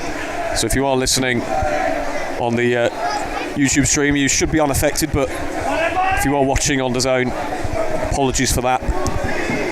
Hopefully it does come back. There's not a great deal we can do about it our end at the moment. Do feel free to lump on the YouTube stream if you are watching on DAZN. Don't know if they'll necessarily sync up, but it can be done. Anyway, here comes Sam Bowen for Solihull down that far side. Now John Bostock. Moors enjoying a little spell of possession. The ball is into the box. Holman tried to control it there, but Hartigan has won it and he's come out with it. Oh, brilliant ball over to Callum Stead. And there's a huge counter-attacking opportunity. Callum Stead driving forward into the penalty area. Will he take it on himself? Stead, still Stead! Lost his footing at the vital moment. And that's poor decision-making from Callum Stead. What a huge opportunity for the Bees there. Oh, Steady's got to do better there. He's got to. He's either got to take a shot or just play it across the brunt. One of the two, and he's done neither, and they've managed to snuff it out. But that is a huge opportunity. He'd run away from Bostock. I mean, Bostock obviously at this age doesn't really have the legs for it, I guess, anymore. But 4 changes it looks like now. Well, Mark Shelton has just sat down on the floor, and that's a bit worrying because it looks like he's going to be forced off. First of all, it looks like Reece Brown is going to be coming on.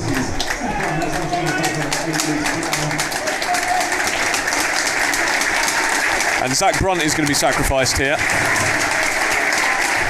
Hasn't necessarily had his best game, Zach Brunt, so far. No. Reece Brown is making way, and we know what he's capable of.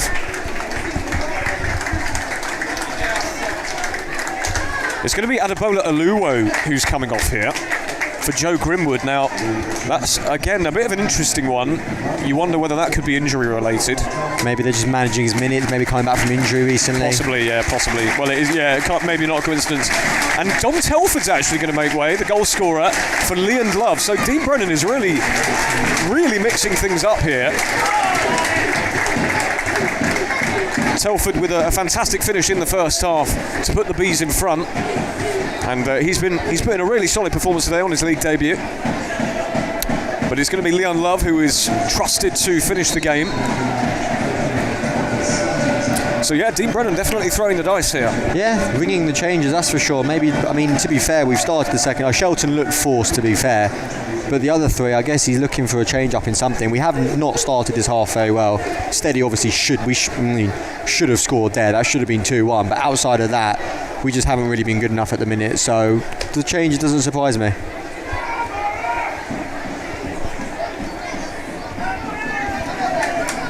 But anyway, it is a corner now to Barnet. Hartigan whips one into the middle, right with a brave punch. And he's been... Well, the referee's awarded a foul.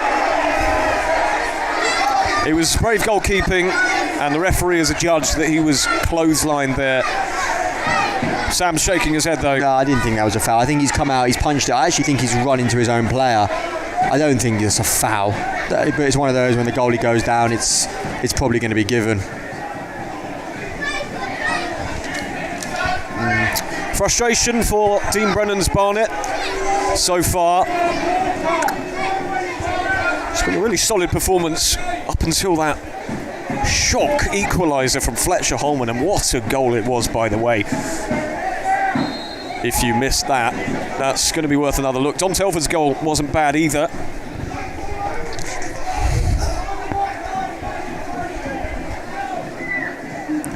And we might have a little look at the National League scores while we're at it. Sam will get on that for us. Yeah, Braintree are still 2-0 up against Forest Green, and York are still 0-0 against Ebbsfleet at the minute. Ebbsfleet, of course, only 1 win this season, and currently holding York City.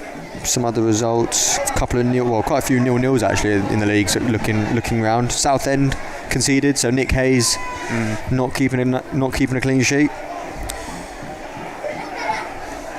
So we're getting a little bit congested on that far side in the Barnet half. Neither Solihull nor Barnet could really keep the ball, but it has resulted in a throw into the Bees now inside their own half. 63 minutes gone, Barnet 1, Solihull Moors 1.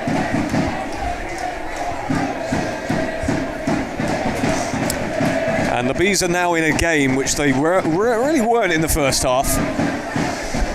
Again, whatever Matt Taylor said to his side at half-time seems to be coming off. They're much more involved now, and Dean Brennan has rung the changes, as we just mentioned. Anyway, here comes Reece Brown. Chance for him to stretch his legs. Over on the far side, he's got Glover on the overlap. decides to take on Bostock and goes back to Hartigan, who switches the play over to Joe Grimwood, who's come on for a Luwo. Again, we suspect that's a managing minutes situation as opposed to anything more sinister. Hartigan tried to play in and Love Bostock with an excellent block there. Jack Wells Morrison. Ball up in the air. Will Hartigan win the header? He does. Gets it down to Stead. Excellent first time ball to Carnu. Carnu driving into the penalty area. He's pushed down. No! Oh, the referee's he's going to give Idris Carnu a yellow card here for a dive. Now that is a strong call from referee Scott Simpson as Idris Carnu drove into the penalty area. He felt he was pushed over, but the referee has booked him. He's about to book him, surely. Yes, he has, for simulation. And you can hear what the Barnet fans think of that. You can hear what Sam thought of that. But I'll have to see that one back. I didn't think it was a dive. There was contact. Whether or not it's enough for a penalty, I don't know. But not a dive. That was a bad decision. I'm sorry. That like I said, there was contact. Whether or not it was enough to go down for a penalty, but to say that was a dive, I'm not having that. Here's Jack Wells Morrison inside to Bowen, plays it over to Newton on the left. Carnu with a point to make, closes him down and wins the goal kick for Barnet. So a slightly controversial moment there, as Idris Carnu was booked for simulation. And Dean Brennan is going to react to that in only two ways. He's going to be, it's a shocking decision, or he'll be annoyed with Carnu for doing it in the first place. He will. Long ball played by Owen Evans towards Stead, who has won the ball and tries to flick it over to Love. He was trying to be maybe a bit too cute there. Might have been better off just holding on to that. But this is definitely a game now. Much more competitive in the second half as we approach the 67th minute.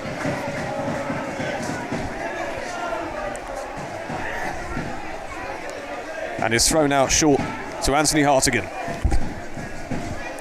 Over to Joe Grimwood. Now Idris Carnu. And he's surely been pulled down, although he's managed to get through Newton really well there. Plays it over to Reece Brown as the temperature gets higher in this stadium. Here's Ryan Glover. The ball is slowed down as Reece Brown has it. Drops the shoulder, gets the ball in towards Love, who is utterly crowded out by a combination of Morrison York have scored a penalty. York 1-0 up at Ebbsfleet then, so that's one of those where you don't really expect much else. No, you don't.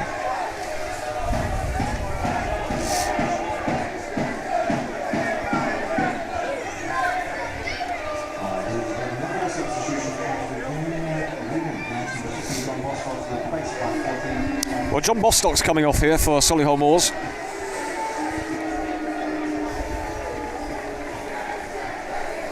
What have you made of John Bostock's performance, Sam? He's been all right. I mean, he's got loads of experience, obviously, coming through at Palace, almost getting that move to Barcelona, ending up at Spurs instead. He's had a bit of a weird career. I think he ended up in Toulouse at one point, and obviously was part of that promotion-winning side at Notts County. But yeah, he done all right. It was an all right performance from him.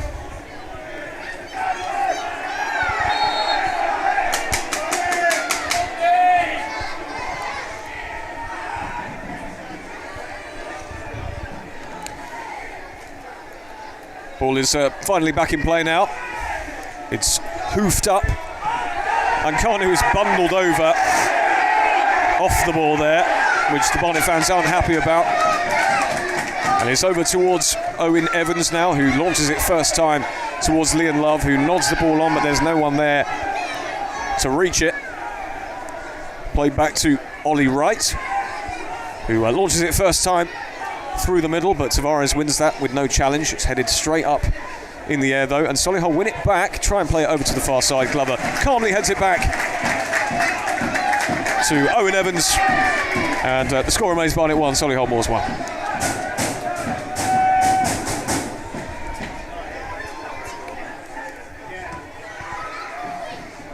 Ball lumped long towards Reece Brown. It's actually fallen to Ryan Glover. Can Brown get this under control against Oakley? Oakley hooks it clear, and the ball has sort of just come off the head of Ken Lock, and it's out for a Solihull Moors throw. Barnet Yeah, haven't looked great since that goal's gone in, have they? Nah, we've been poor this second half, to be fair. It's just not really been, just not the half Brennan would have wanted from his side. Obviously Steady had the big chance, which we didn't take, but nah, not a good. We've got 20 minutes to figure this out and try and get a goal. Ball played first time towards Sam Bowen. Owen Evans opts to head it towards Glover, who traps it well. Tries the first time ball towards Liam Love. Carl Morrison with a great header there. Kenlock gets ahead of his man. Oh, will it fall to Liam Love? It's Liam Love! Oh, the referee's awarded a foul here. It just looked like he might have out-muscled his man, but Scott Morrison's having none of it. Scott Morrison? Scott Simpson, I beg your pardon.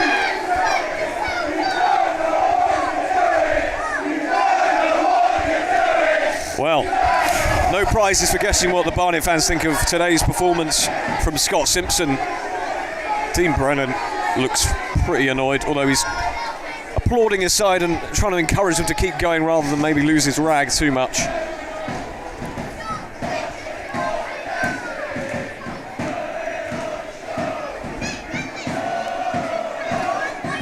And Bonnet playing a little bit more directly now.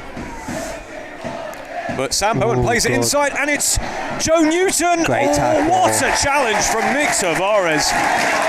It looked for all the world like Joe Newton might be through on goal, but Tavares came from absolutely nowhere and put in one hell of a challenge. He's been a brilliant player for us this season, Tavares. So good.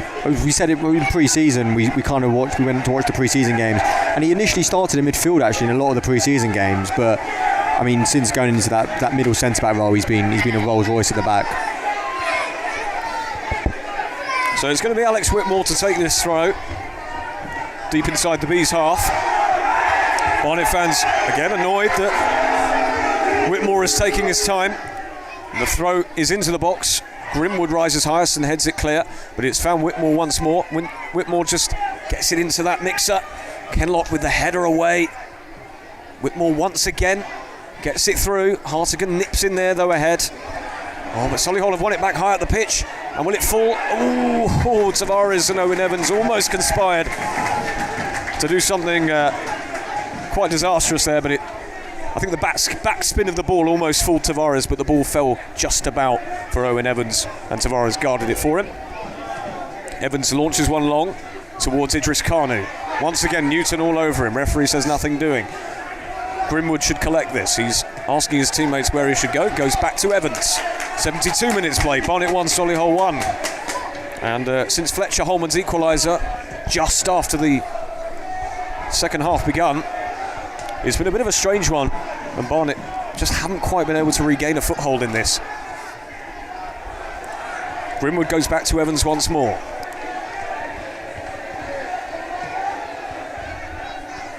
Long ball played over to the far side to Glover. Has he won the header? He's nodded it on towards Brown. Brown holds on to the ball. Plays it short to Hartigan. And now Kenlock. Brown in quite a bit of space now. Plays it short over to Unlove. Lays it back off to Clifford. And now Kanu, who might have a bit of an axe to grind. Taking on Newton. Still Kanu. Newton is all over him once again. And not only that, he's won a goal kick. Yeah. Well, it looks like Bees are lining up yet another change. It's going to be Ben Coker, I think, to come on here. And it's going to be Idris Kanu who makes way. He is on a booking. And despite a really good first half performance, he's not had the best second. No, I imagine Glover will come over to the right now, and Kanu and Coker will go to the left. But to be fair to Newton, he's done quite well. I think the yellow card for the dive was a bit harsh on Kanu, but yeah, neither wing back. We talk about the goals and assist contribution. Neither of them have been at their best today, I would say.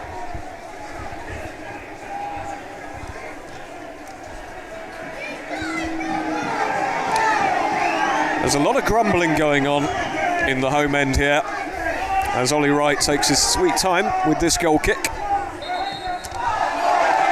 And the referee's still unhappy with the goal kick.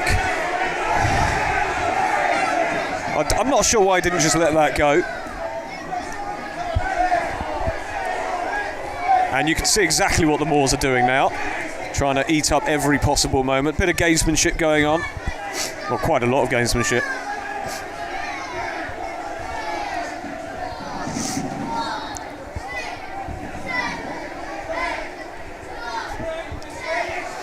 Okay, so take 2 on the goal kick. Ollie right now.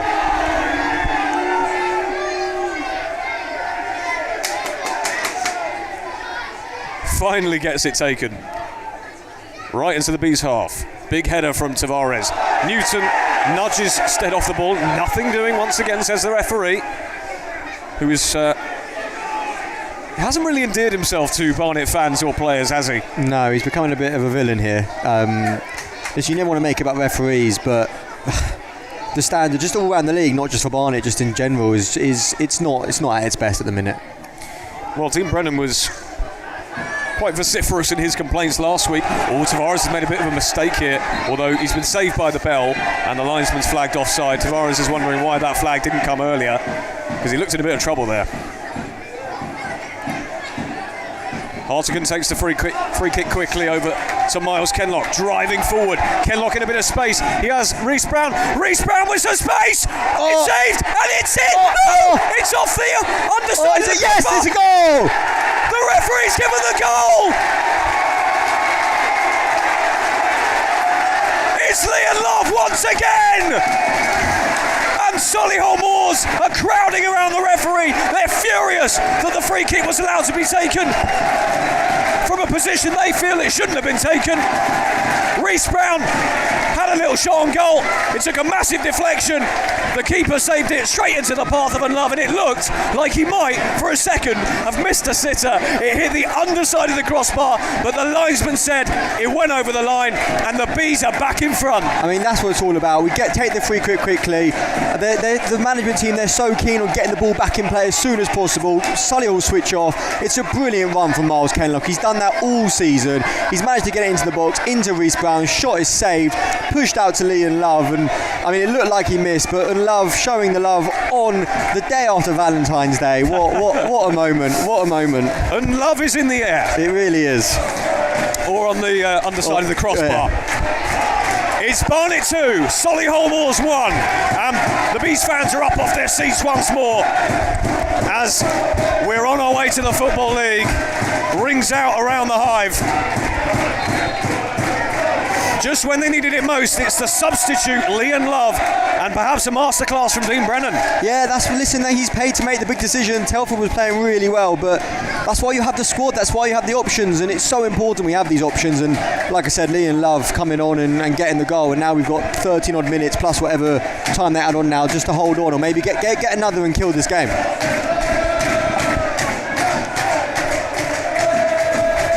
Honestly, for a minute there, I thought Liam Love had missed an utter sitter. Yeah, that could have been utterly disastrous, couldn't it? Yeah, we didn't. That was the last thing that was needed. But thankfully, the ball. Well, who knows if it went over that or not? The line though gave it. So as long as that's, for what I can see, it says 2-1 on the scoreboard. So I trust the linesman's judgment. Given that the referee has become a bit of an enemy here for the Bees fans. Well, it was the two substitutes combining, and Reece Brown is one of them. He's just been fouled. The referee has awarded Barnet a free kick inside the Solihull half. But once again, I think the Solihull Moors players were fuming, really. They were surrounding the referee because they felt that the offside, the free kick taken quickly by Anthony Hartigan, was taken well forward from where the offside infringement happened. I think it was fine from where it was taken. I mean, I think they just switched off. They were walking back into position. They weren't ready for it. We've been alive to it, and we've managed to counter from it. But it didn't look like it was taken in a ridiculously far position. Here's Reece Brown and Kenlock combining once more. Kenlock tries to get it through. It's well intercepted, but it's back with the Bees again with Nick Tavares. Now Billy Clifford, as we say, for the goal that separates the two sides from Liam Love. It was Reece Brown and Liam Love combining, and of course Miles Kenlock, but the two subs involved. And Dean Brennan vindicated with his decisions, certainly.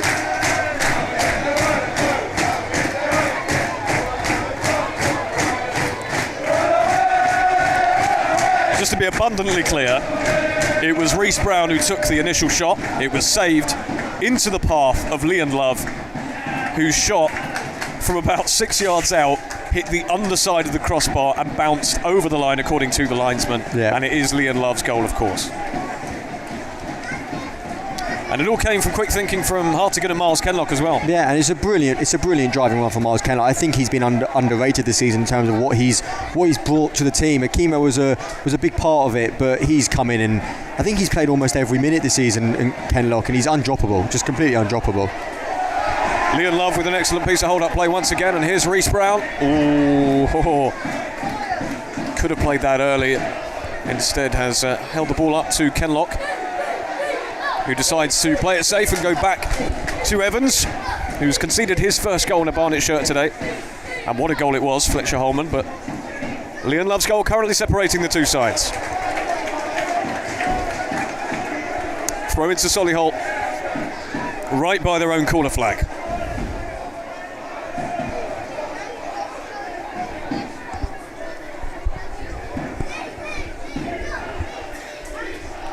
Throw in taken, it's a bit of a poor one, and Glover wins the header. Brown, can he get it down to Love? No. Kyle Morrison wins that.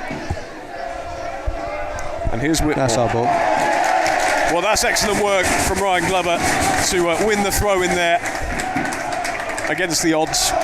And as I say, it is a throw in for the Bees deep inside the Solihull half on this near side now. And it's Ryan Glover who's got the ball in his hands. Throws it to Clifford. Oh, Surely a foul there from Newton. It is. Ryan Glover too quick for him, feet too quick for him. Linesman awards Barnet the free kick. I think the linesman's probably more well liked in these parts at the moment than the referee. definitely. So it is a chance now, and it's going to be Ben Coker who's going to be lining up this one. It's going to be a left-footed in-swinger. And we know Ben Coker, we say it on comms a lot, his wand of a left foot. Let's see if he can weave a spell here. In it comes from Coker. Oh, Tavares was rising. Good punch from Ollie Wright. And it's out for a throw into Barnet on the far side now.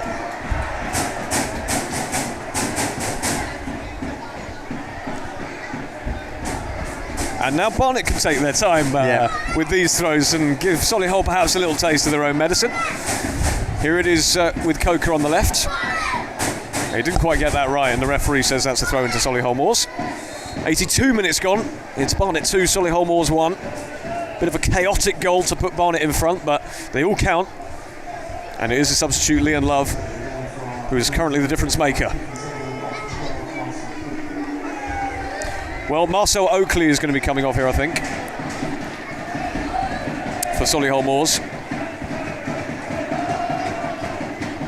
Doesn't look too happy about it.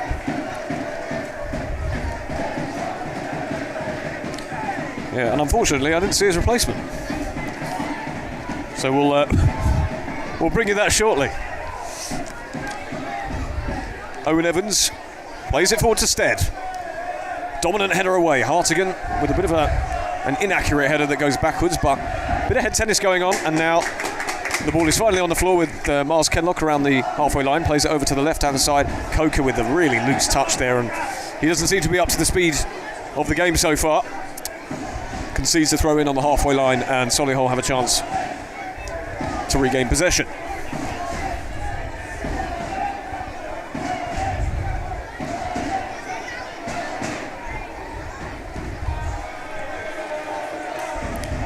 Clark takes one down the line. Well won by Kenlock, who plays it forward, but Clark wins it back. And it is a throw into the Moors. About halfway inside the Bees half now, with 6.5 minutes of normal time to go for Barnet to hang on to another vital 3 points in this incredible title race. Here comes Hartigan. Decides to go long towards Love. He's got Morrison and Whitmore for company. And Liam Love is cynically brought down by Carl Morrison, and surely is going to receive a booking here. He certainly is. Scott Simpson says that's a yellow card, and it's Carl Morrison who is the most recent name in the book. Fantastic play from Leon Lovett up against two people there. Yeah, that's just such a strength of his, obviously. He's come in, that hold-up play is so important for us, and it's a massive strength. But I think, like I've said before, Kabamba just kind of, it fell towards the wayside towards his end of time here at Barnet. But Leon Love, that's one of his thighs are the biggest thing I think I've ever seen.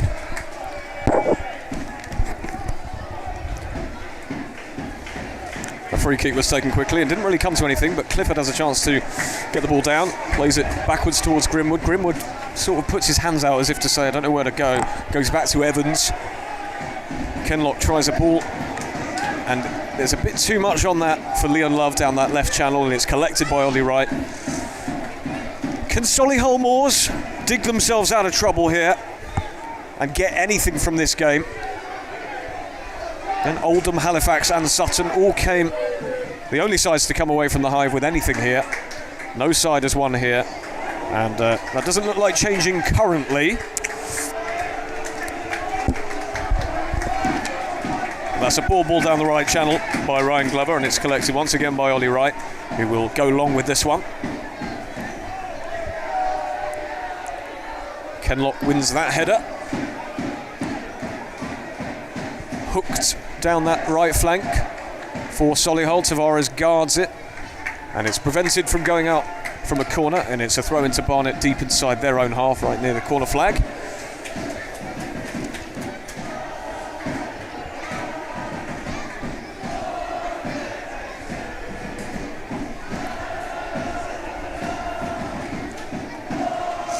Ben Coker throws it down the line. Reece Brown nods it on. Where's it going to drop? Headed up into the air. And Solihull win possession around the centre circle now. Here's Newton. Just on the halfway line. Plays a ball down the left channel, but there's no one there. Fletcher Holman is busting a gut to try and win it, but he's never going to beat Grimwood there. And he's fallen to the ground. And it's a goal kick to the Bees.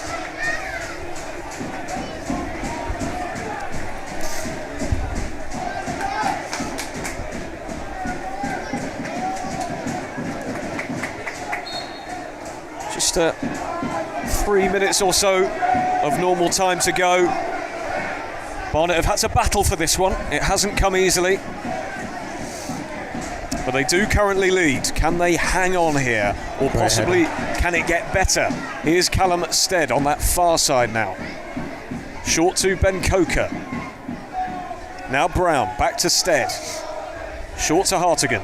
Tries to go inside, he's being dragged back. Kenlock, that's loose from Kenlock, but the ball is played forward. It's rushed forward by Solihull, and that's poor, and it's fallen all the way to Owen Evans.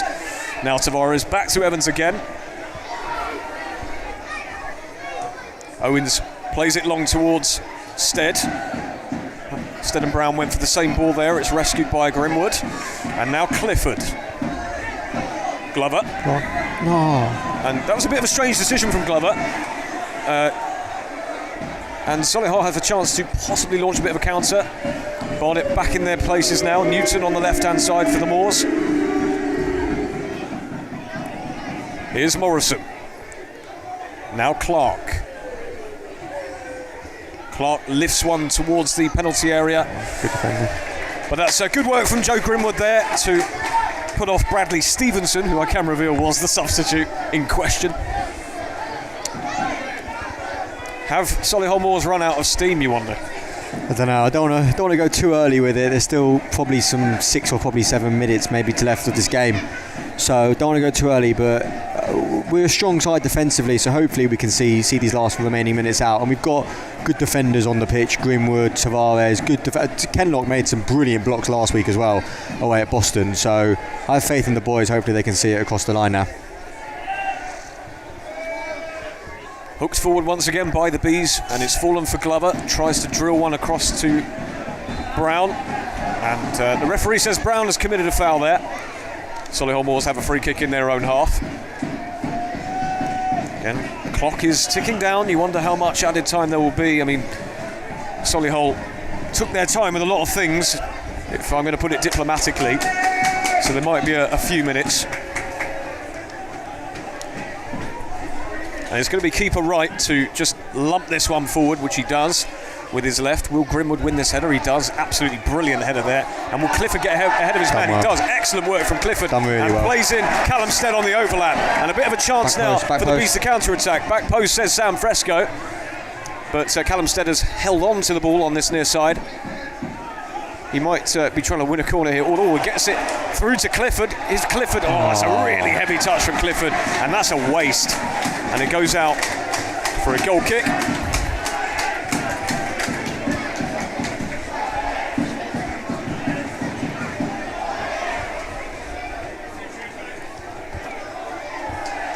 Just 20 seconds of normal time. You wonder what the scores are elsewhere, Sam. Yes. You really do wonder.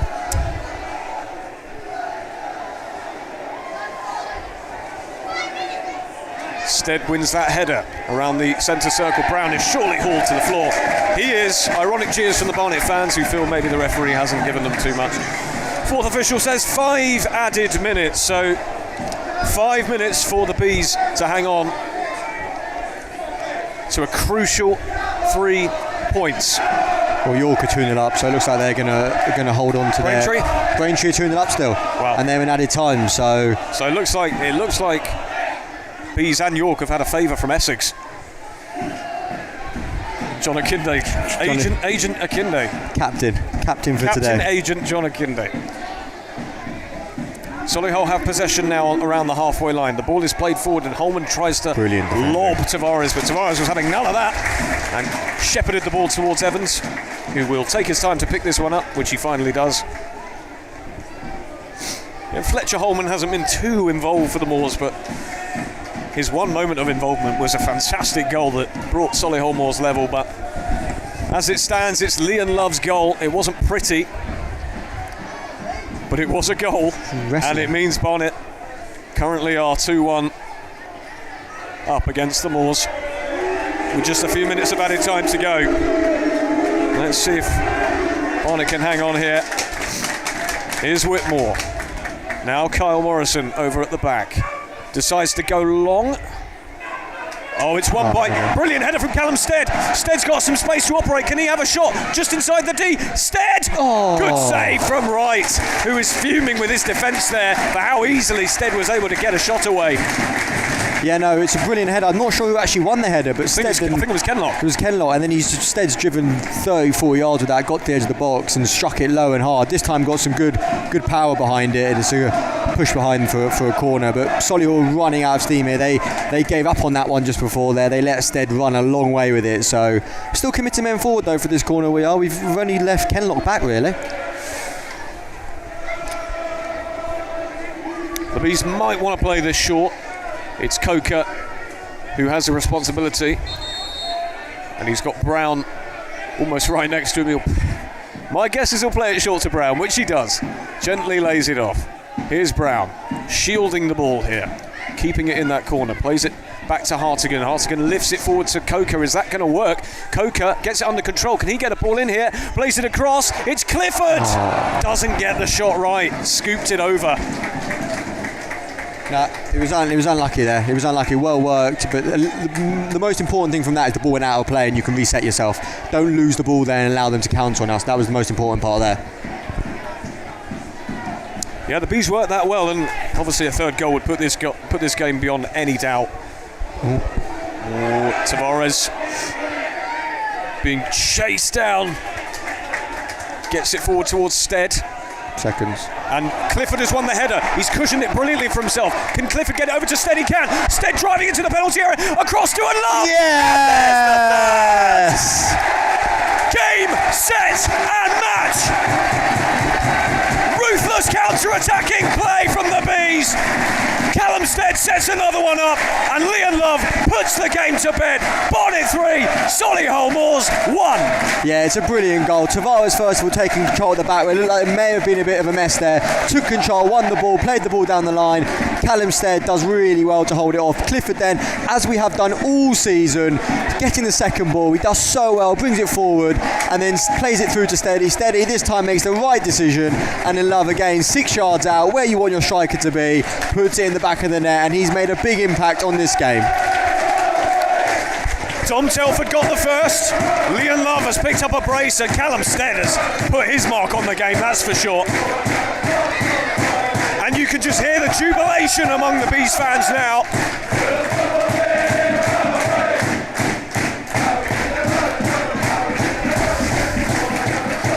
I mean, these are the changes. That's what the manager gets paid the big money for. You know, Telford was playing really well, but you know what? He saw it. He thought Love would make the difference. He's come on and got the 2 goals, and that's what we brought him in for as well. Telford and Love both scoring today just shows what the recruitment can go. I know I've mentioned it a lot on this about Kabamba, but it just shows that if you've got to trust this management team and just hope they get it right, because 9 times out of 10 they probably will. Well, I'll just let you soak up the atmosphere, really. It's one of triumphant jubilation at the moment, of celebration and optimism. It's been an absolutely wonderful season, and you just cannot underestimate how hard it is to keep such an amazing home record. And it's going to be yet another win for the Bees here. If anyone had any concerns about Liam Love not filling the boots of Nicky Kabamba, they would have been overblown. And Scott Simpson blows full time on a battling Bees performance. They were pegged back in the second half, shell-shocked really by an absolute worldie from Fletcher Holman. It took a little bit of time for the Bees to get back into the game, and when they did, they took their opportunities. It was Lee and Love who very nearly made a hash of it, but these are the fine margins in football. It went over the line and he put the Bees in front. Solihull couldn't really get themselves back in. They had much more possession than they did in the first half, that's for sure, because they had nothing in the first. And a third goal by Leon Love wrapped the game up, a ruthless, scintillating counter-attack. And you just love to see goals like that. And it has finished Barnet 3, Solihull Moors 1, Sam. Yeah, no, it's I think over the course of 90 minutes, a deserved win. Like first half, Solihull really didn't offer much. Credit to them, came out second half, started with a house on fire. They really did, came out strong. It's a brilliant goal. Having said that, we recomposed ourselves, got back into it, and you know what, Steady and Love, I think, were the key difference in that second half, especially towards last. And you know what, shout out to all the subs. I think they all made a difference. Obviously, Clifford was a forced sub with Shelton going off, but I think he made a big impact on that game. Grimwood as well won every header when he was on. So all the subs, the squad, it's such an important part of this game, especially with the season and how long it is. You need everyone to contribute, and they definitely all are. And then obviously Lee and Love, like I said, on Valentine's Day weekend almost, it's fitting that Love gets the 2 goals here. And Love is all around. He's grabbed 2 today. And again, any concerns that the hole left by Nicky Kabamba wouldn't be filled? Well, we've got Tom Telford on the score sheet, and we've got Leon Love at the double. So I think maybe we can put those concerns to bed for now. Rapturous applause from the B Army towards their team, who in turn return the applause. They've been really good today, have the fans. They've matched the energy of the players. And it's to the Football League we're on our way. Forest Green have faltered at Braintree Town. York City have done the business at Ebbsfleet. We knew that was always going to be a tough ask for the Fleet, who have only won 1 game the whole season. I think that was against Hartlepool at home. Yeah. But they haven't won in months, and they're surely goners, I think it would be reasonable to assume. Yep. And it just makes that game on Tuesday night all the more massive. Well, if you haven't got your ticket yet for that game, you need to be here. Yep. It's going to be a huge game. I mean, 50% off for season ticket holders. Yep. If you know someone that has, I mean, I've already used my 50%. But if you know anybody that has a season ticket, ask them if you can come along with them, because the atmosphere is going to be electric as well. York are going to bring quite a few. I know they're selling out, so it's just going to be a great spectacle, and you want to be here for that. That's the sort of games you want to be involved with and be a part of. We certainly cannot wait for that. Thank you so much for joining us on DAZN and on the YouTube stream. We hope we provided an entertaining commentary and analysis for you. Thank you, Sam, for filling in effortlessly there. Thank you. And if you haven't, do check out his incredible podcast with James Harpin. It's called The Be Brief. It is. And it certainly, I've told Sam this, it makes my commutes or my gym workouts a lot more interesting. I'll tell you that for nothing. Yeah, no, listen, we're thankful as well for the management team, the players. We've had Dan Martin on, the commercial manager, talk about Underhill recently. So yeah, no, it's just a pleasure, and thank you for inviting me on today. I hope everyone enjoyed it. Well, you certainly had a few fans in the comments, and I think only 95% of them were your family. Dino rings around the hive as well. Just really positive feel around the club at the moment. So anyway, we are going to do our post-match podcast, but it is going to be slightly different today, and going on from now, we're actually going to stop. We're going to go off air.